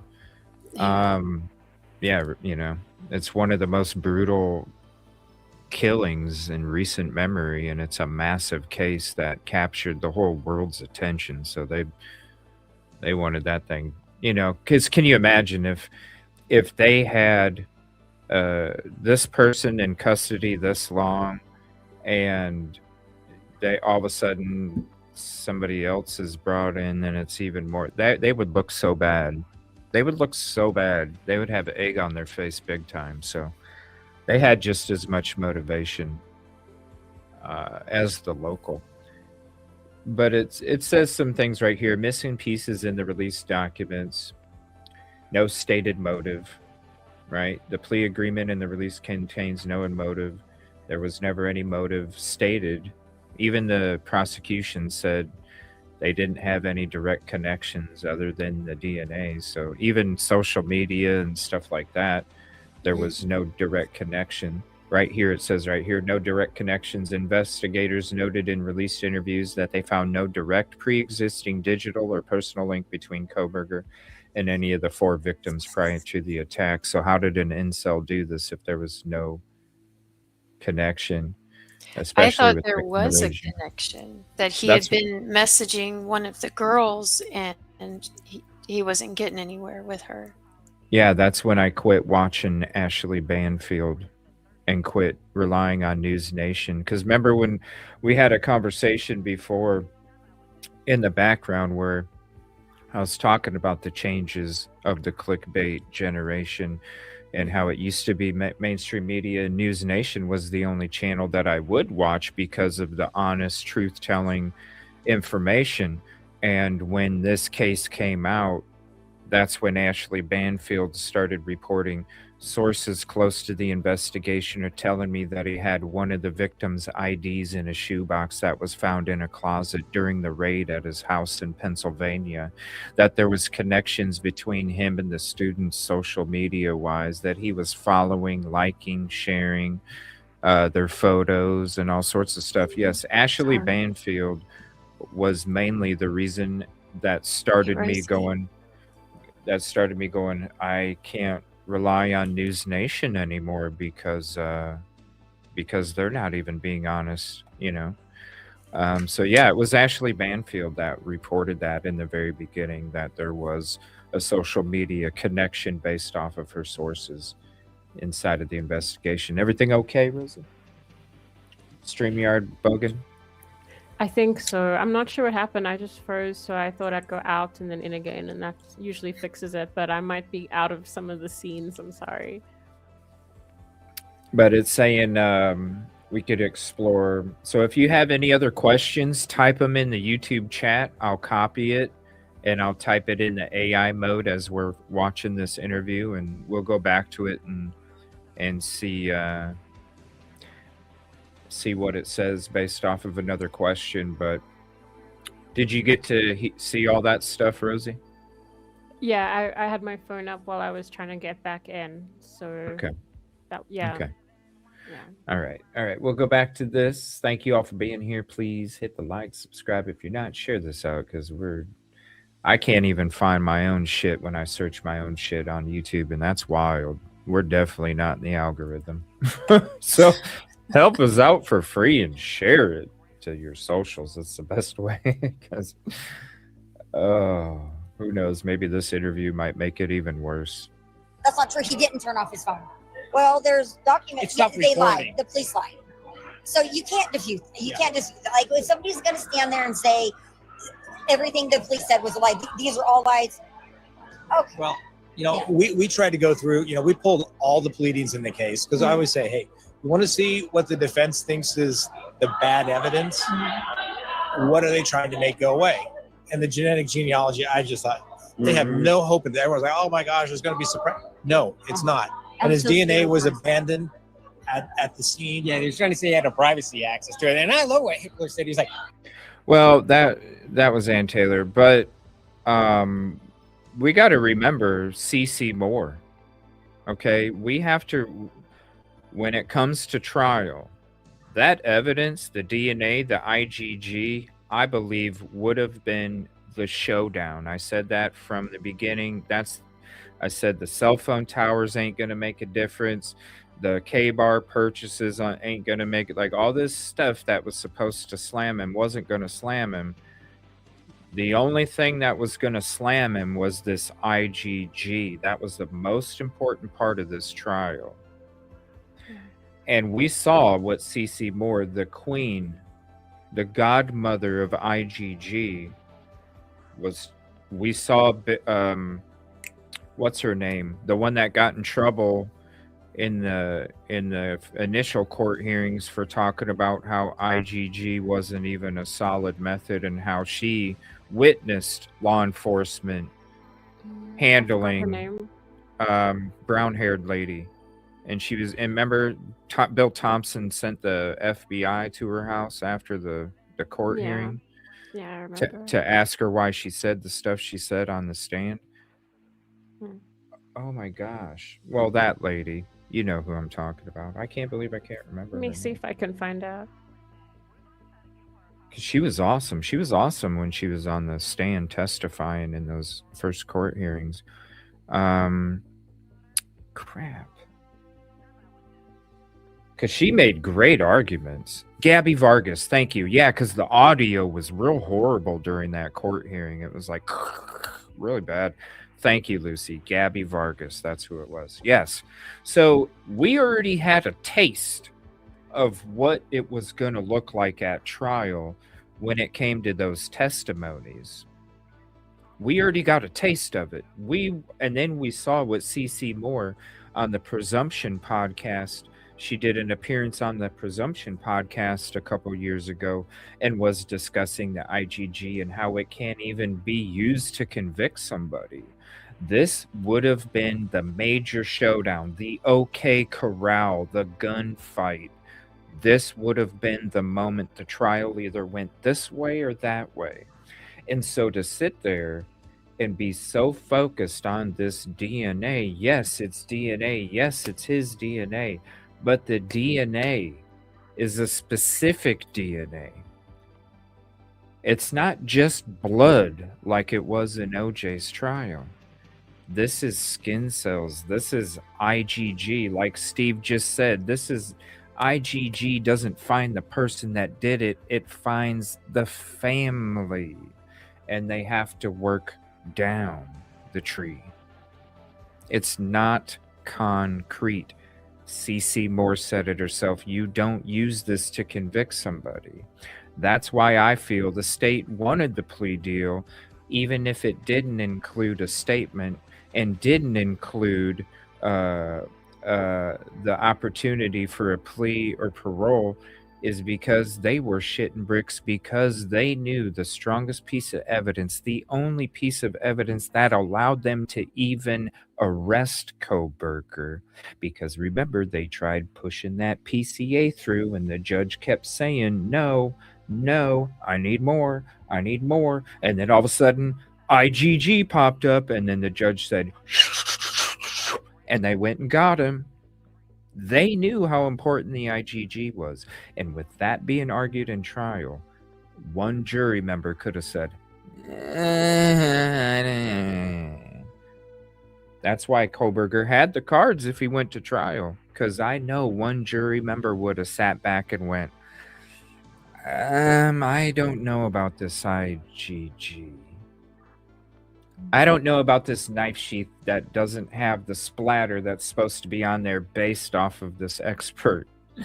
I don't know about this other, and there's no, but wait, there's a different size shoe print that's in blood. Wait, there was this, the roommates would have been quite, there's so much doubt that would have entered one jury member. Koberger had the frickin' cards. But that's why I think it took place so quick, is because it's like, yo, we know this IgG is going to get argued in court. We got a taste of it. We got to see it. There's no reason it should be held to say, look, it's guaranteed it's his. The godmother said it herself. It's not. It's very important to remember that. Yeah. I would love to watch that again sometime. That episode with CC Moore. Yeah. Sometime in the future we should. So if I don't remember and it's a slow week or something, just be like, hey, we should watch that CC Moore. Let's do it.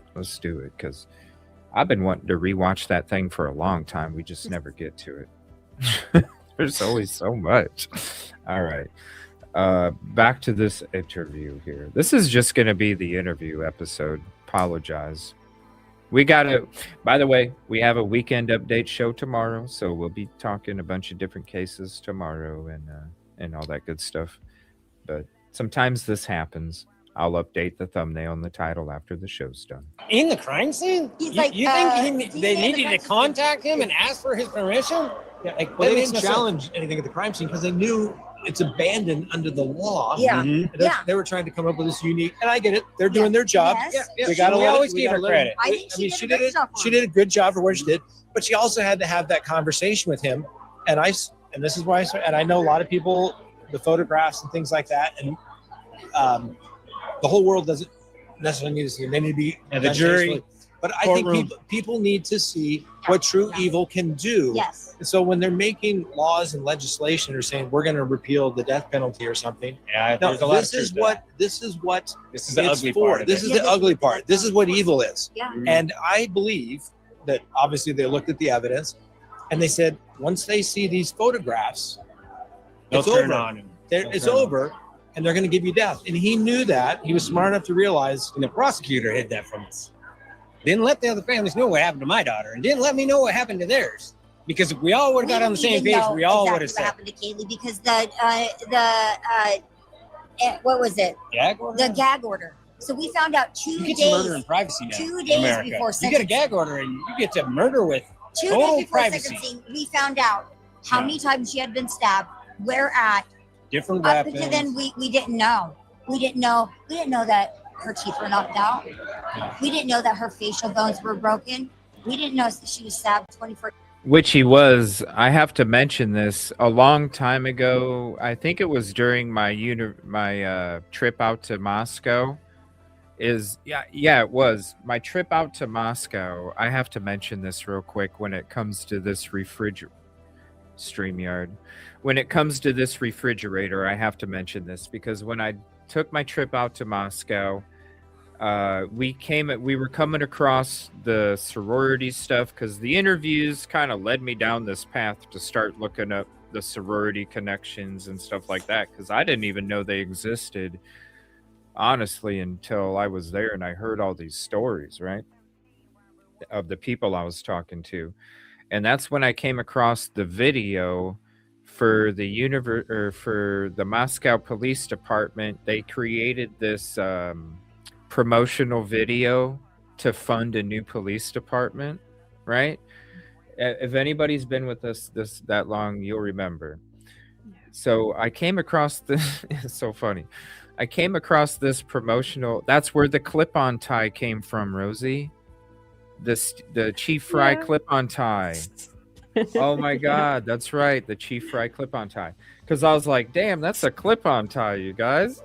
And then we started to see all the interviews that he was doing for the Idaho 4 updates with news and stuff. It was the same freaking tie because I broke down the same dust pattern that existed on that damn tie. Like I showed you guys, like I broke that shit down. Like, yo, this is the same freaking tie this dude's been wearing since the promotional video. But anyway, the promotional video, we came across that video on my trip out there, and I played it because that had Rosendahl saying, if you want to rank up, you come to Moscow, right? Talking about the police department. That proved that there was a rank up, bank up, keep shit quiet kind of thing, the stuff that I was being told. And I'm like, damn, Rosendahl even like blurted out shit on a promotional video that if you want to rank up, you come to Moscow, right?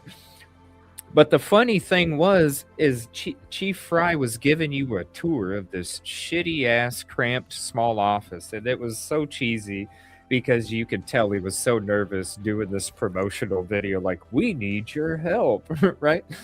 But the funny thing is they walked by the blood fridge, the refrigerator that stores DNA and evidence. And it was funny because I paused it and I looked at the boxes and the plastic tote containers that were stacked above and around the blood fridge. And it had like Moscow's Night Out, and it had like little kazoos and banners and stickers and stuff like this. It's like, what the hell? We got Moscow Night Out promotional boxes and stuff around the blood fridge. And it was crazy because you literally had to walk through a boardroom in order to get to the shitty ass blood fridge that was dirty and not even well maintained, and it was just gross. It's like, what the hell is this? This is some like, was the fridge even plugged in, man? It looks so gross. So it's like, can you imagine like there's like a meeting in the boardroom and you're like, I'm sorry guys, we gotta interrupt real quick, we gotta go put some evidence in the blood fridge. Like, what the hell are we doing, right? So yes, I'm sorry, when you mentioned blood fridge, it brought me back to that time when we stumbled across that video and we saw the initial blood fridge that they had at the police station before the University of Idaho paid for their new one, by the way.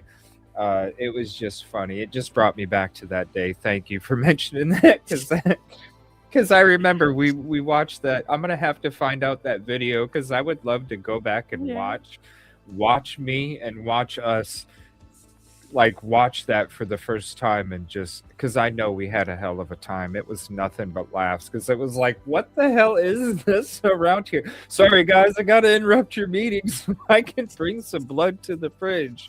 Like, what the hell is this? crazy shit. Thank you for making me laugh. I appreciate it. All right. Sorry for the interruption. Back to this video. Oh, that was good times back then, man. Times to her face. Yeah. We did not know any of that. And that's why a jury would have given him death. We found out 2 days before the sentencing.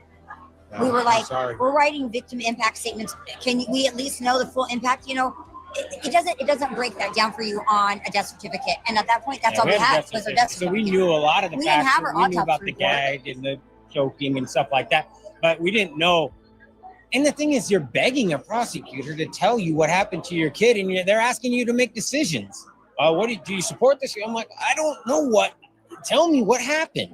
You know, I don't get how you can kill people and think you have a right to privacy. It doesn't make any sense. He had a lot of rights. He had a lot of rights going through that court system. Everything I heard was his rights, his rights, his rights. And that's the. I mean, I understand it's frustrating, and but you know, you guys did what victims should do, and that's be at every court appearance. Let them be known, okay? Because I can tell you from the defense perspective, the worst thing you hate is when the victims show up. They told us that early on. They're like, we hate seeing that. Put a face on a crime. We want it to be a faceless crime. There at everyone, then we said. And we're like, all right, you just tell us. You tell us the most we can do, and we will do it. We are that kind of family. I have Yeah. All right, go. All right. So I mean, I thank you for taking the time. I'm so sorry for your loss. Yeah. I mean, thanks for watching. I mean, hopefully you thought we did a fair. You do, and you. All right, here we go, you guys. We just reached the top of the top thrill dragster at Cedar Point, and we're about to head down now.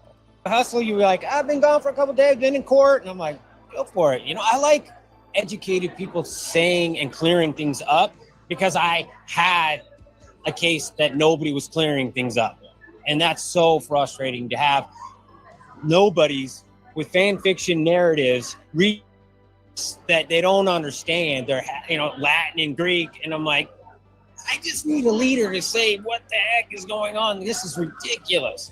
So I appreciate those guys that can actually lay it out and clear these things up. And if they don't want to listen, they don't want to listen, but at least it's out there.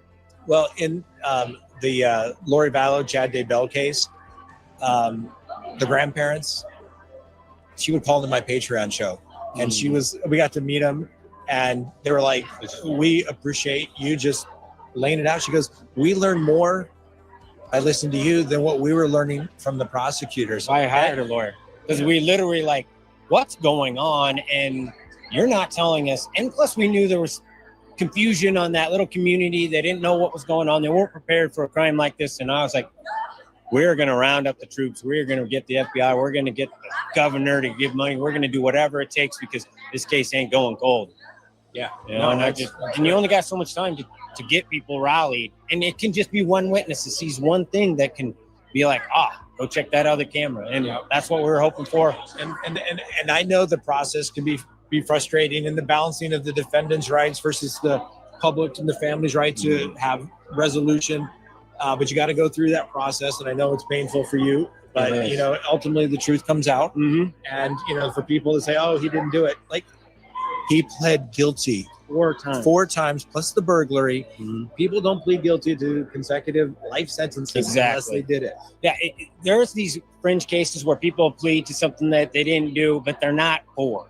It's like a one-off, and they're like, I can't defend myself. I was a druggie. I have all these other. I need to get out of jail. They're offering me a misdemeanor fine. I'll take it. I get that. We're not talking about a speeding ticket though, where you're speeding and they give you a defective headlamp, right? We're talking murder where you're going to spend the rest of your life in prison.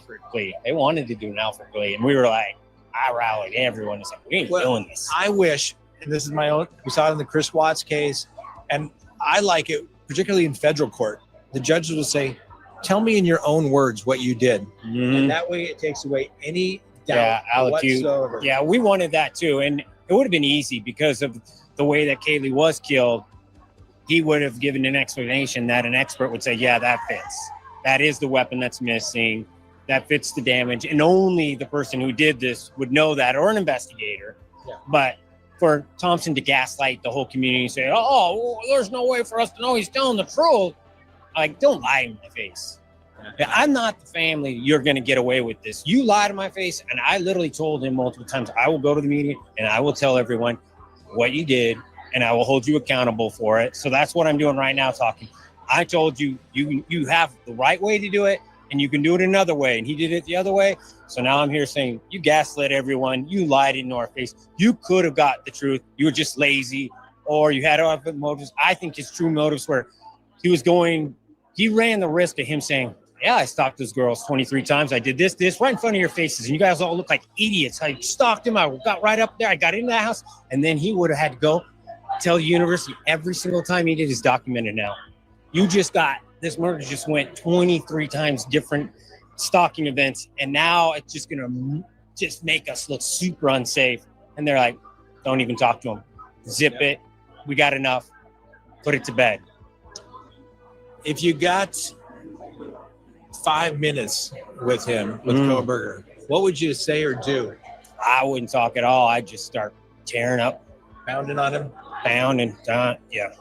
I get it. Mhm. If that was my daughter, I'd do the same thing too. Yeah, that guy has it coming. He's got it. And word is, it's coming.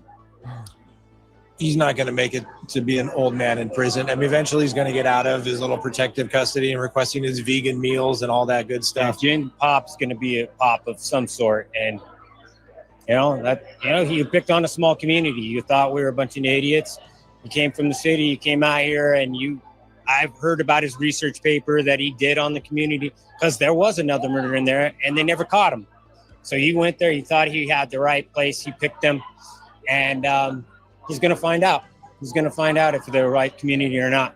Whoa. And well, I'm so sorry for your loss. I couldn't imagine, I've got a daughter. I mean, I don't know what to say to that, Yeah. honestly. Yeah. I don't either. I almost feel like I agree, but I don't. I don't know how to say. I don't know what to say. I agree, but I don't. yeah. Um, I don't know. What do you?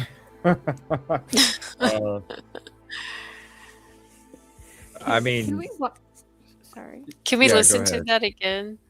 Yeah, that's what I was gonna say. I was gonna say, can we just go back a little and yeah, get that yeah, again?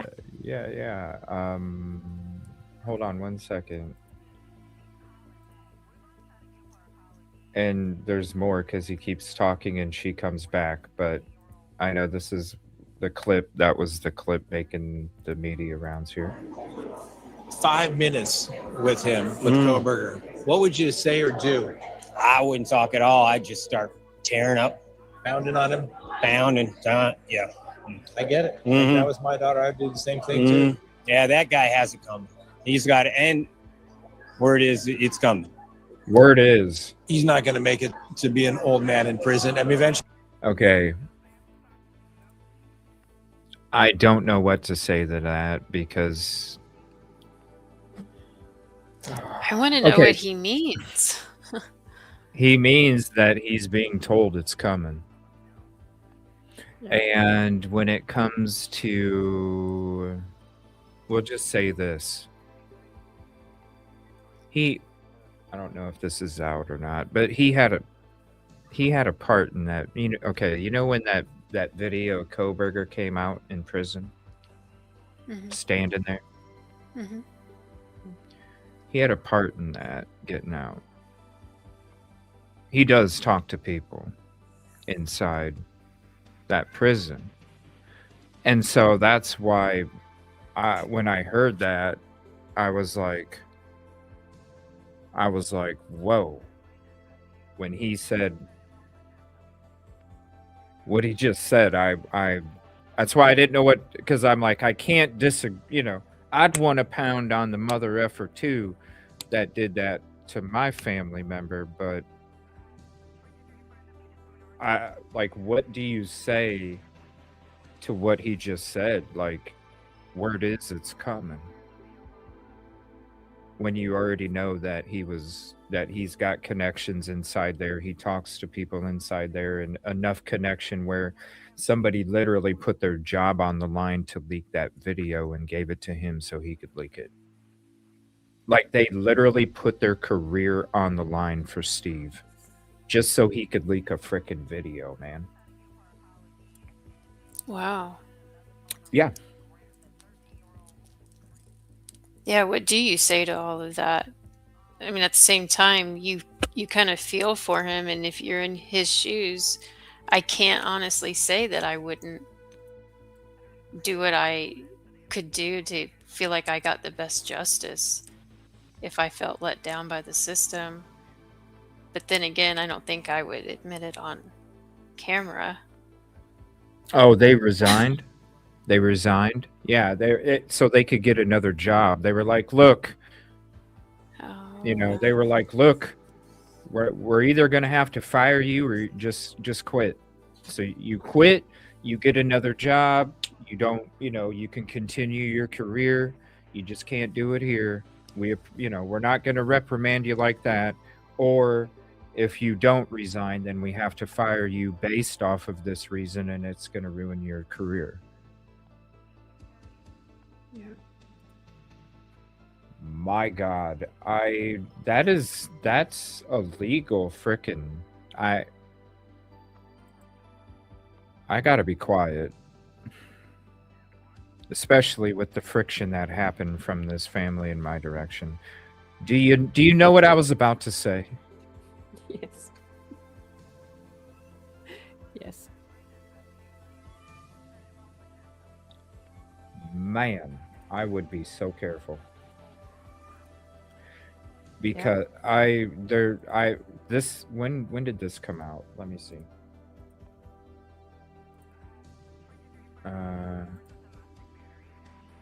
Stupid new YouTube. Hold on. You can't scroll down to look at 12 days ago. There's not an investigation. I'd be totally shocked if there's not an investigation into what he just said. Yeah. Yeah, I agree. I don't know how there wouldn't be. He literally just said, word is, it's coming. Put it to bed. If you got 5 minutes with him, with Koberger, what would you say or do? I wouldn't talk at all. I'd just start tearing up, Pounding on him? pounding, yeah. I get it. Mhm. If that was my daughter, I'd do the same thing too. Yeah, that guy has it coming. He's got it. And word is, it's coming. He's not going to make it to be an old man in prison. I mean, eventually he's going to get out of his little protective custody and requesting his vegan meals and all that good stuff. Jim Pop's going to be a pop of some sort. And, he picked on a small community. You thought we were a bunch of idiots. You came from the city, you came out here, and I've heard about his research. See the whole outsider mentality? That's what you see right there. He came from the city. He came from out there. He came, and then it's the whole outsider mentality that exists there. My God, I can't believe he said that. Paper that he did on the community, because there was another murder in there and they never caught him. So he went there, he thought he had the right place, he picked him, and he's going to find out. He's going to find out if they're the right community or not. Yeah. And well, I'm so sorry for your loss. I couldn't imagine, I've got a daughter, Annika, she's basically a stepdaughter. I mean, I couldn't imagine, she was college age when all this went down. She was in college. What school? University of Arizona. Wow, that's a really good one too. So, yeah, I mean. Breeze down to Baylor. I think they play against Arizona. Yeah. So yeah, I mean, I couldn't imagine. And you exercised, frankly, a lot of restraint. In my head, I was doing all kinds of stuff. I know, but it's not worth it. No. Yeah. I was like, you can do more good now. Yeah, than and you that's ever what could we do got by to jumping the railing and taking a couple of cracks. Exactly. I understand you wanted to, and you're I justified had in doing some it. crazy ones. I mean, I had like drones and all kinds of things. I was like, but that's what it takes you to when you see things not being done and you're like just being a victim. just sucks. It's just hell to go through. And I'm glad it's over. I'm glad that we got to him, and the community rallied, and everyone demanded, that we got answers, and we got them. And it was a shared responsibility. We had the FBI coming in there. We had private labs coming in there. We had multiple states. It was a beautiful thing in the big picture of how they responded, and we got to the truth. But it was very difficult, and that's why our organization is taking the worst moments of that and saying, okay, we take a case that was abandoned because IGG didn't exist at the time, and go relook at those and get that lead investigator to resubmit it. And then we just complete the circle that this is all their own work. We're just helping fund it. We're not trying to take over an investigation. We're not hotshots. We don't know anything. We're using our mics to help you get the funding to help that family, so then they get answers. You're making a difference. That's exactly. And her daughter's name. Where can people go to support your organization? We got a webpage, and it's Murders right here. You can see it. And Murder Has a Name. Yep, Murder Has a Name, because people nowadays want to censor themselves, pew pew and unaliving, and we're like, you know what? It grabs your attention, and it's hard. Like you said, if we sanitize everything, these kids that do these school shootings, they don't ever see the ugly side of doing this behavior. They see girls sending them and them getting all this popularity and all this attention, and we're creating an environment that breeds bad things. And as a parent, I'm trying to say, hey, how do we make these guys look like the monsters that they are? Well, and like I said, that's why I understand and appreciate, trying to keep the photos, but some of those need to be shown so that people can see what evil can do. And like I said, no disrespect to you or the other victims, but people need to see that and say, one time you want to go soft on something like this, this is what happened. This was not it was an accident. I slipped. This was violence. It was personal. It was years in the making and methodical. And so, like I said, evil exists. Mm-hmm. Evil exists. People need to know it. They need to stop acting like, we're going to, like you said, sanitize everything, and we're going to make sure we have well, a fair trial is the truth coming out. And so we went into legal libraries. We got the special legal AI, and we said, has there ever been a case that couldn't go because they couldn't find an unbiased jury? And it's never even happened. It's never happened. You can get a biased jury where they come in there with a preconceived motivation of like writing a book or something, like that's definitely happened. Yeah. But there's never been a case where... Well, I talk about that all the time, and sure, it should have been a change of venue, made complete sense. Mm-hmm. And obviously moving into the Capitol, there was going to be easier to find it. But you're not going to find people who didn't. The requirement is you don't have to find people that lived under a rock and have never heard about the case. It's just that they can go into with an open mind, listen to the evidence, reserve judgment till they hear all the evidence, follow the court's instructions, and make a decision if the prosecution proved their case. And like I said, the defense knew they were going to prove their case. Otherwise, there never would have been an offer of let's make a deal. Exactly. Yeah. It got to the moment of truth. They're going to kill you. We got the shooting squad because we found out about how they have a protocol where you don't drink water for like 48 hours, don't eat any food, your veins collapse. So the guy in Idaho has they've been trying to put him down since the 80s, and he's found a way around it. He's hacked the system. So we're like, got to do something because we're going to look like idiots if we can't put this guy down. So they did the firing squad, and they updated the laws, and we did everything. But then we just got to one moment where he bailed out. I can only say that we tried everything. You guys are making a difference. Sorry it had to go through all this to do that, but like I said, I couldn't imagine burying a child. That's my worst nightmare. I've got I just couldn't imagine. But how many kids? I've got two of my own, and then 3 with Kristen here, and so adopted her. Yeah, so it's just one of those things where I couldn't imagine it. Yeah, right? Kayla was like our adopted. We took her out of country. Maddie. Kaylee was our child. She was kind of adopted. I gotta attribute that to the. Yeah. Whoa. Definitely. Man. Yeah.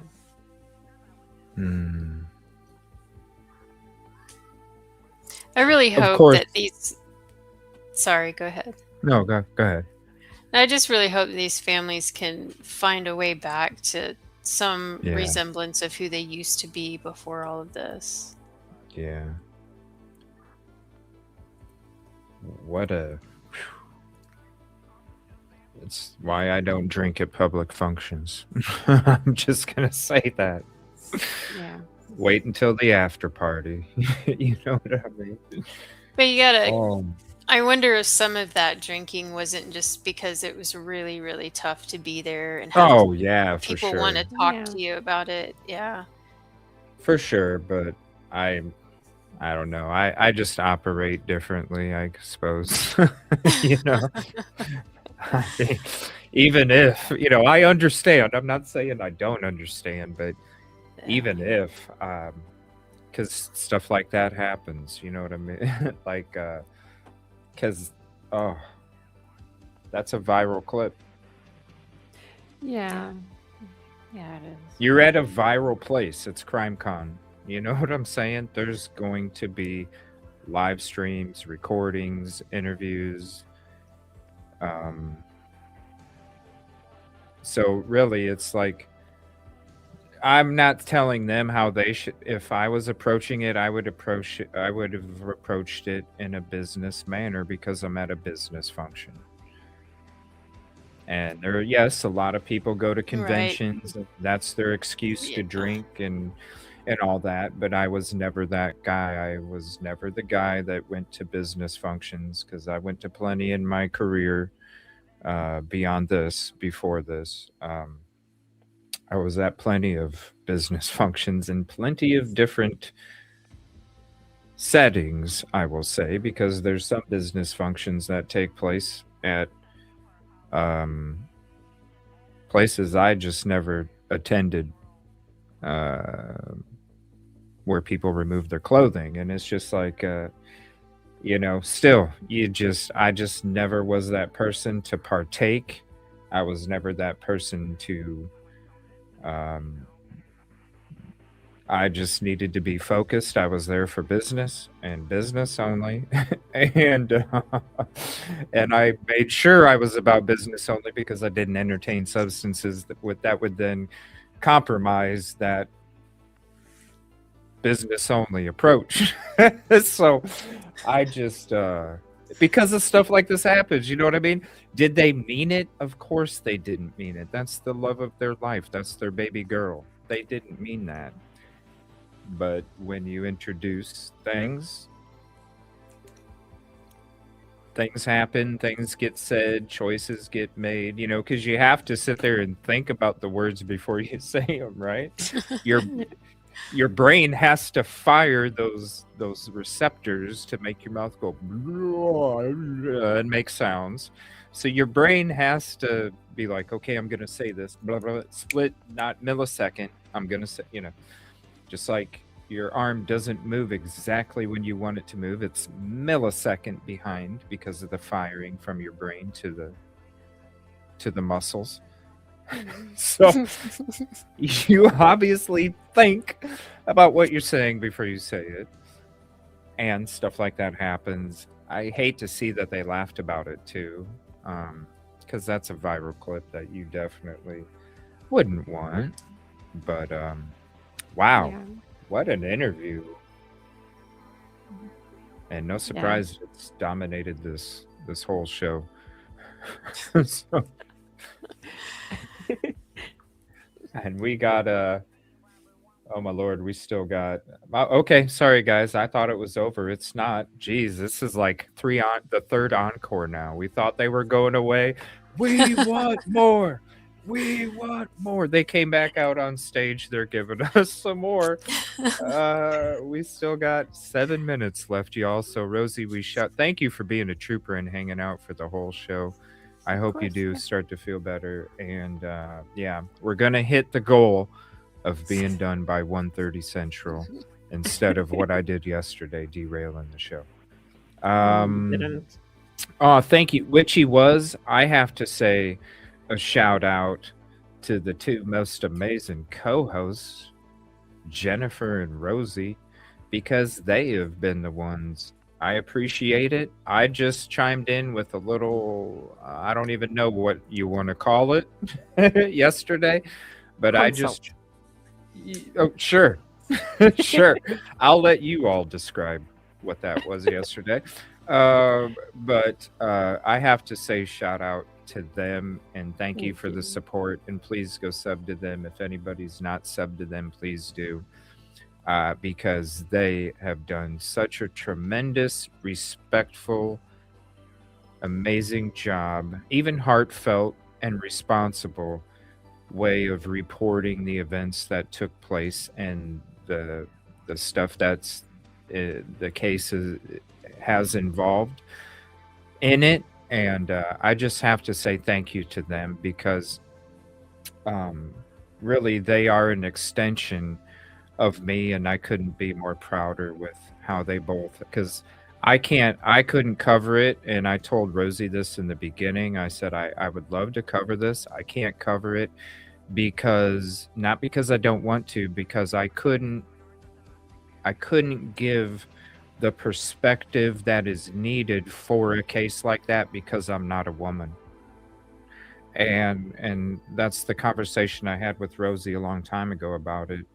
And so that's, I hopped on for a little bit, but really shout out to the ladies because they are reporting it like I would, and they are reporting it like any family member would want their loved one to be reported. And so I just have to say thank you to them because tremendous job, and really the best kind of reporting that could take place with the family in mind, and also the victim and the truth too, the myth versus facts. So thank you both, and shout out to you both. If anybody hasn't seen those shows, definitely check them out, and I'll drop the links in chat here in a second as we continue this interview. I'll drop the links for episode 1 first, and then episode 2, all you have to do is just click on it to get it into your history. Come on back to the show, that'll be in your history already.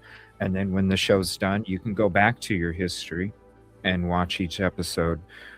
Great job again to both of you. And thank you so much for being a part of the family. Thank you too, and thank you to Richie for the kind words. It always makes such a difference to see comments like that. Yeah. Yeah, it really does. Especially when you're new. Shared personal things. I appreciate that too. It was tough to talk about it even yesterday, and it's been shoot, almost a decade and a half since it took place. Stuff I was dealing with from over 2 decades ago. When it came to the stuff I was talking about that I was going through. So I really that's kind of why I'm glad I joined at the end, honestly, because I was only supposed to talk incel. That was my guest spot appearance was incel, and it turned into that. But I don't know, who knows, maybe I needed to get it off my chest again or something, and for some odd reason that life is going to show me later on, because life is funny like that. It's like, you're not going to understand why you did what you did now, but trust me, in 2 or 3 months you're going to be like, oh gosh, that's why. Oh, okay. Who knows, but thank you for that. I appreciate that too, because honestly I was like, I apologize so much for derailing the show, because I really felt like I derailed it. You didn't. You really Rosee didn't. stayed up past when she was supposed to be done, and I just let the emotions just come out of me, and I didn't mean to. So I felt bad about it. No. Lucy, let me know about that other case you're talking about if you haven't typed it in chat so far. Thank you. Thank you. I appreciate it. Yeah, I'm going to drop episode 1 in the live chat and episode 2 in the live chat. So anybody hasn't watched them, you can click on it, get it in your history. And then it'll bring you back. It'll just be delayed like 10 seconds or something. I appreciate you guys very much. And thank you for the kind words for everybody. It means a lot to all of us. It really does. We don't get a lot of it. And, every little bit makes a huge difference. So you guys changed our day today too. Thank you. Maddie was, yeah. Maddie.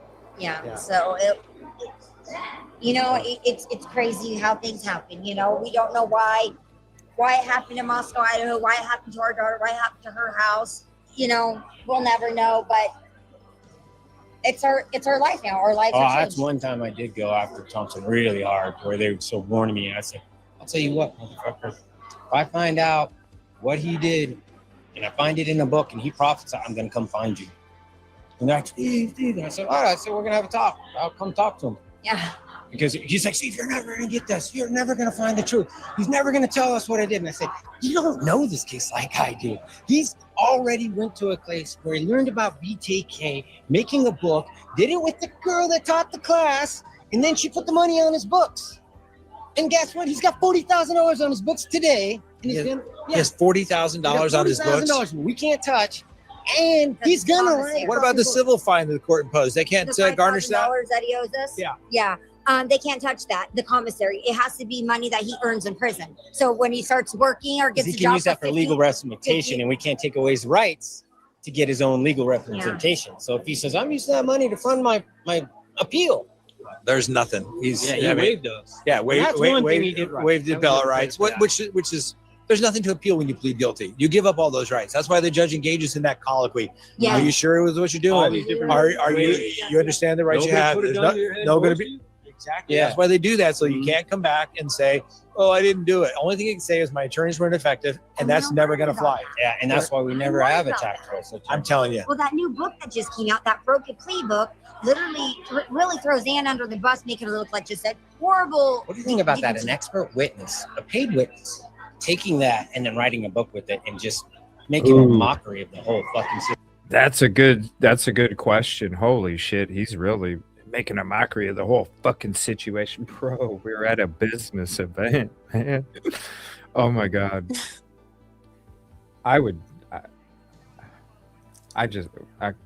It's just me. Never mind.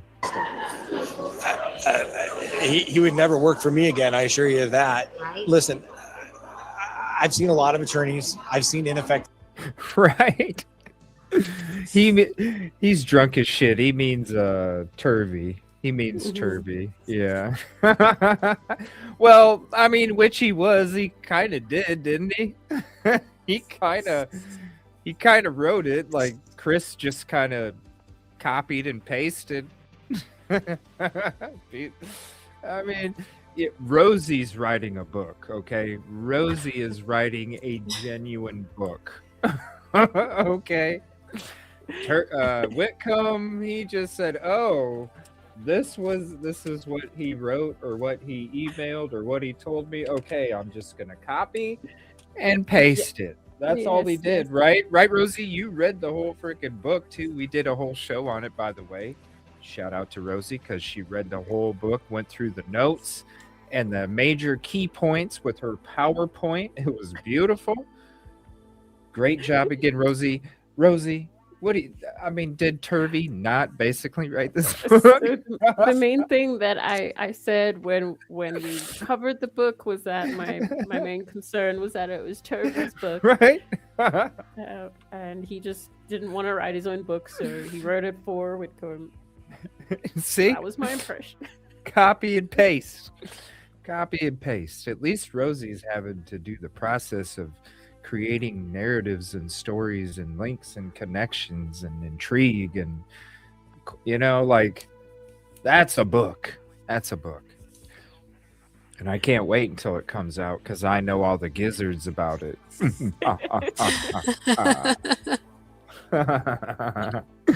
And it's gonna be a good story too because there's a CJ in it. There's a Yes. CJ in it, and he's the main character, isn't he? Yes, he is. Oh boy! Oh boy! Oh boy! Just wait, y'all. Claims. I've had ineffective claims made against me, and none's ever stuck. That's what they do. They go off to prison. They try to come up with something. My attorney didn't. They didn't explain this to me. I would have made this decision. No, they went to the ends of the earth. I gotta pause it again. That's a good question, Rosee. Do you think a human wrote the book? Could it have been AI I think that it was a wrote part of the human, book but too? I think it was the wrong human. It was the other human, not the human on the cover. Just call it copy and paste. Don't call it the broken plate. Copy and paste. It was a human. That's what I'm gonna say. A human. A A human. human. Yeah. I'm sorry, a human. Had what, 3-4 attorneys on the team, all the experts. Money was not an object. The court said, if you need more money to get this done, Yeah. we're going to do There it. wasn't money on our side. I know. literally talked to the shadow dragon, and he's like, Steve, I had the connection, but he is not getting my report unless he pays for it, and he refused to pay me. Which shadow dragon? What's a shadow dragon? What? I don't know. I don't think it's a forensic term. If anyone wants to know. Why isn't my keyboard working here? I'm a shadow dragon.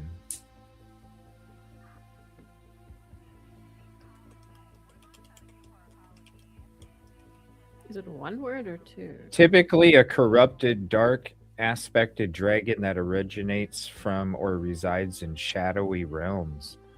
What the Huh. fuck? Dungeons and Dragons. Oh, Dragon okay. Dragon Ball.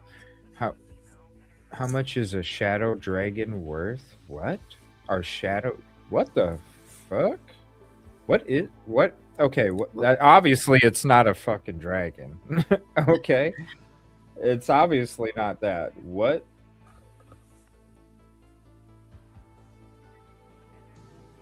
Yeah, Okay, hold Forgotten on. Realms. Yeah, that's what I don't understand where he's going a with that. corrupted, dark aspected Yeah, dragon but- that originates. Okay.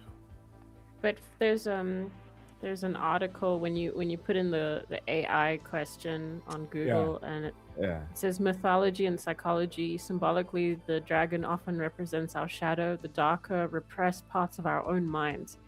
Beings that embody the shadow represent the primal struggle between light and the void, the hero's journey to confront their own subconscious. What was bro drinking? I'm not sure. What the fuck is this? What is going on? We're in a different realm right now. Let me. I'm sorry, Rosie. Let me go back just a skosh. Okay. I've seen a lot of attorneys. I've seen ineffective claims. I've had ineffective claims made against me, and none's ever stuck. That's what they do. They go off to prison. They try to come up with something. My attorney didn't. They didn't explain this to me. I would have made this decision. No, they went to the ends of the earth. They had what, 3-4 attorneys on the team. Like dog? Like somebody like Dog the Bounty Hunter kind of guy? Like I have no idea what the hell he means. Listen, if you're watching this on replay, leave a comment. I don't. Please I'm help lost. us. I'm lost. Do you guys have any idea? I'm just thinking of a shadowy figure that creeps behind the scenes. I don't know what else.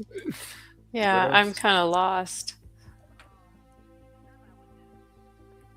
Any more AI stuff, Rosie? Yeah. I don't know how relevant this is. It says Shadow Dragon is an enterprise and government open source intelligence software program used by law enforcement, financial crimes unit, and corporate security. What the fuck? Okay, let's try and compute this later, okay? Okay. We'll come back to the 2-hour and 23-minute mark of the stream, and we'll just go from there Yeah. and rewind a little Yeah. bit later and try and break this down. We'll talk to you more about it tomorrow. Update tomorrow. By the way, we'll be having a show 11 a.m. Central weekend update show. We'll be taking your live calls. Maybe you can let us know in a live call what it means. I have no freaking. He is talking about the Garrett Discovery Document, the bunk report by Andrew Garrett. I'm still confused. I'll still need Yeah. to go back. Shadow. What was Shadow Dragon? I examined in terminal. Shadow Dragon. It's total shit. Team, all the experts. Money was not an object. The court said, if you need more money to get this done, Yeah. we're going to do There it. wasn't money on our side. I know. literally talked to the dragon. By the way, I'm going to be doing a coffee and comedy show tonight. Not sure if I'm doing it here or over at the Lounge channel. I'll drop a link to the Lounge channel if you're not subbed. It's going to be either here or over there tonight, but I'm going to be doing a comedy show tonight. Check that out later.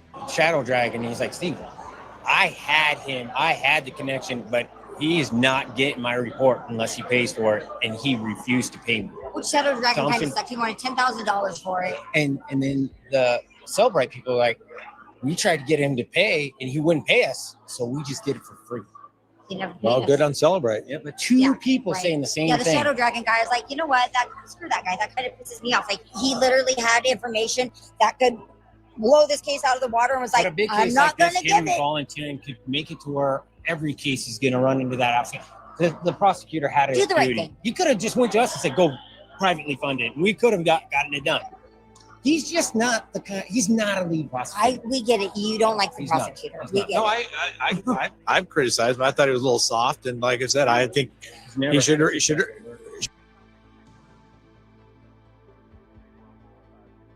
Yeah, those accounts were imposters, 100%.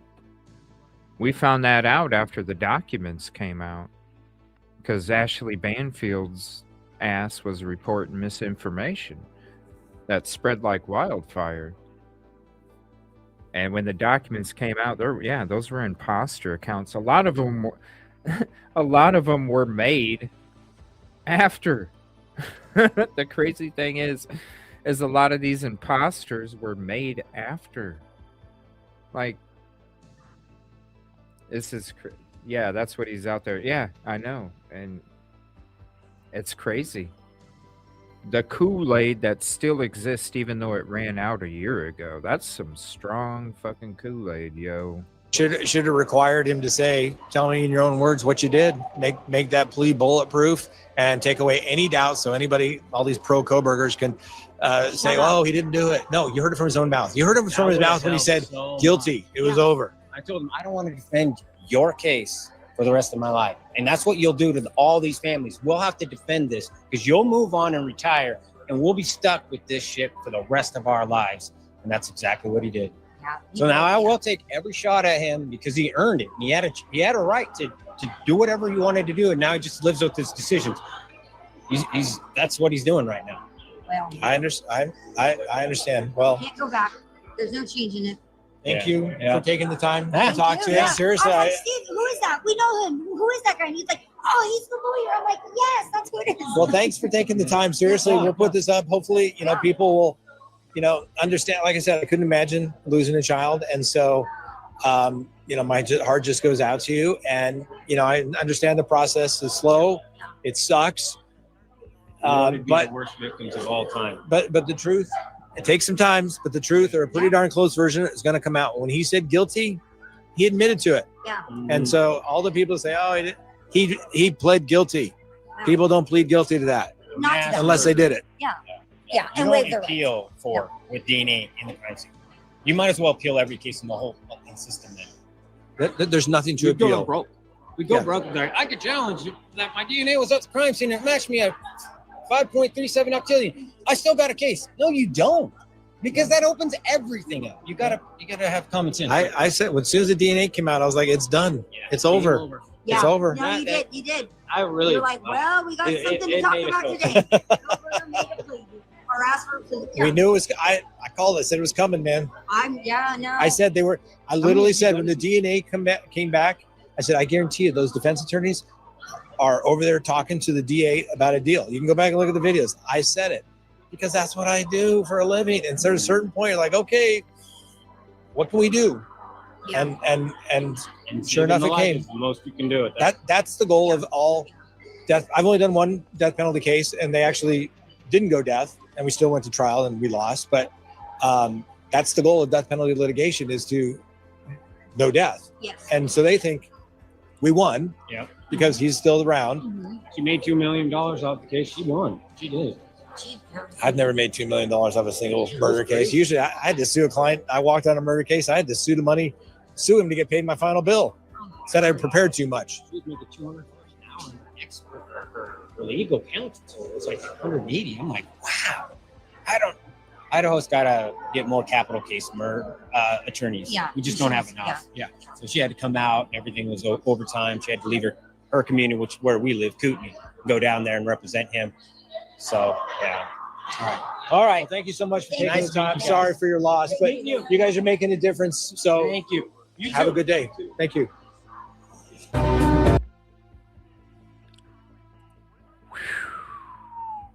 That was way more than what I thought. That was another burger that had everything on it. Yeah, that was That was overwhelming. another one. I'm glad we checked it out finally. I apologize for it dominating the whole show. We were supposed to cover other cases, but we have that show tomorrow morning, 11 a.m. Central, just for that. So I'll be putting out a notification after this show is done for tomorrow's show. So if you're on this show or come across this show, make sure you check us out tomorrow morning. We'll be taking live calls and covering Nancy. There's a few different cases that we're going to talk about.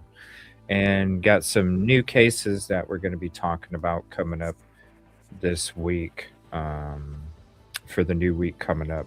Some Murdaugh, definitely going to be talking about Murdaugh one of these nights. And then the Indianapolis mother who was murdered in Mexico. We might do a combo show where we cover two different ones, maybe some Mackenzie Shirilla and that other case, because I really feel like it needs talked about, if anything, to have some kind of fundraiser for this family to get their loved one back so they could bury her. The fact that it's been since February that this murder took place and they have still yet to be able to even see her body or bury her is shocking to me.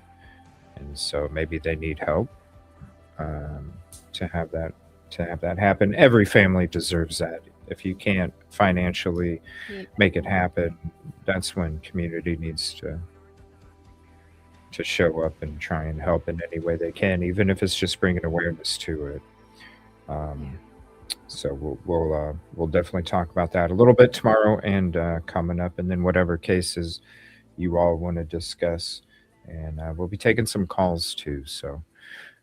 Thank you all for hanging out. Really appreciate it. And thank you for your time. Again, please hit the like, subscribe to the channel. Also to the lovely ladies. Tremendous job again on the Anna Kepner case. If you guys haven't checked it out, please do in the live tab section, part 1 and part 2. And I don't know, this was a crazy interview. I'll just say it like this. It's one reason why I don't drink at business events, is because stuff like that will happen. So what are your guys' thoughts on what we just watched? I think we all had shocked eyes when we were watching this, so that's fitting. What do you all think, though? You want to go first, Rosee? No, Jennifer's in the middle now. She gets to go first. Oh shoot, StreamYard made it that way. Yeah, I was shocked a little bit. But I think alcohol, like you said, had a lot to do with it. And again, I'm going to say this. You guys are going to hear me say this over and over, is severe emotional damage and trauma will change a person, and you will be shocked the mistakes they make, the behaviors that they pick up, the horrible habits that will just destroy their lives. And it worries me that, especially in this Idaho 4 case, with everything that went on in it and the families not getting the answers, that I really worry that we're going to start seeing interviews like this, and people aren't going to understand why we're seeing interviews like this. So I feel for them after watching this. Oh yeah, because I'm sure it because they didn't they go to the first crime con, like that first summer, not, it wasn't even a full year yet, the first summer, didn't they go to crime con? And then they thought skipped. they did. I could have swore they did. And because in my mind, the reason that we probably saw the going over a limit. I'll just say, um, they probably it probably not necessarily they weren't in the same building, but they were seeing the same people face to face. They were having these same people that they talked to when it hadn't even been a year, saying the same things, giving them the same condolences. It probably brought back a lot of stuff when it was all still fresh. And definitely, um, you know, Mm. you can't fault. Listen, I'm not going to fault them for doing, what they wanted to partake in. But I was just saying, from my approach, I would just do it differently because I know stuff like that happens. I was at parties when I was a teenager and I said shit. You know what I mean? Because I was a little tipsy. I learned a long time ago. Hey, if you gotta be business, because there's a boardroom and then there's a bedroom. You know what I mean? Like you got to be, you can't mix both, and it's not going to work. You got to keep it separate, and that's what you need to do. When you go to those functions, it's all business. That's why it's there. But again, you can't fault them because of their trauma, because um, I can't even imagine, what, and I don't want to. I don't want Yeah. to. And so I can't imagine, and so I can't say it's right or wrong. All I can say is that's why I don't drink at business events. Yeah. Yeah, I agree with you there. And I mean, I was shocked too. I wasn't expecting it to be like that. I mean, I've seen some interviews of them where I've kind of thought maybe her a little bit like that, but never him. So, and yes, I was also going to say that the Chapins were at the first one. I think because I'm not sure if they had done that book yet. I think it's called The Boy in Blue. Yeah, that's right. That's right. Yeah, for Yeah. the tulips or whatever. Yeah. I don't remember about the Consalveses, but they were definitely at this one. So, yes. Yes, they were definitely at this one. They were there. Well, they were still getting condolences from everybody, and it had to be, instead Yeah. of just going there to hang out like you're at the bar. Yeah. Yeah. You know, but that's what you expect when that's why they're there. I have a question for you guys because I didn't pay attention to CrimeCon nothing. Did they have like a speaking segment where they spoke? I know a lot of times victims' families will go to these functions like Stacy did to have a segment where she spoke to the crowd. Did they have any segments where they spoke, or were they just I don't know. part of the audience? Anybody that did check out the CrimeCon stuff, let me know. Yeah, I don't know. I don't know.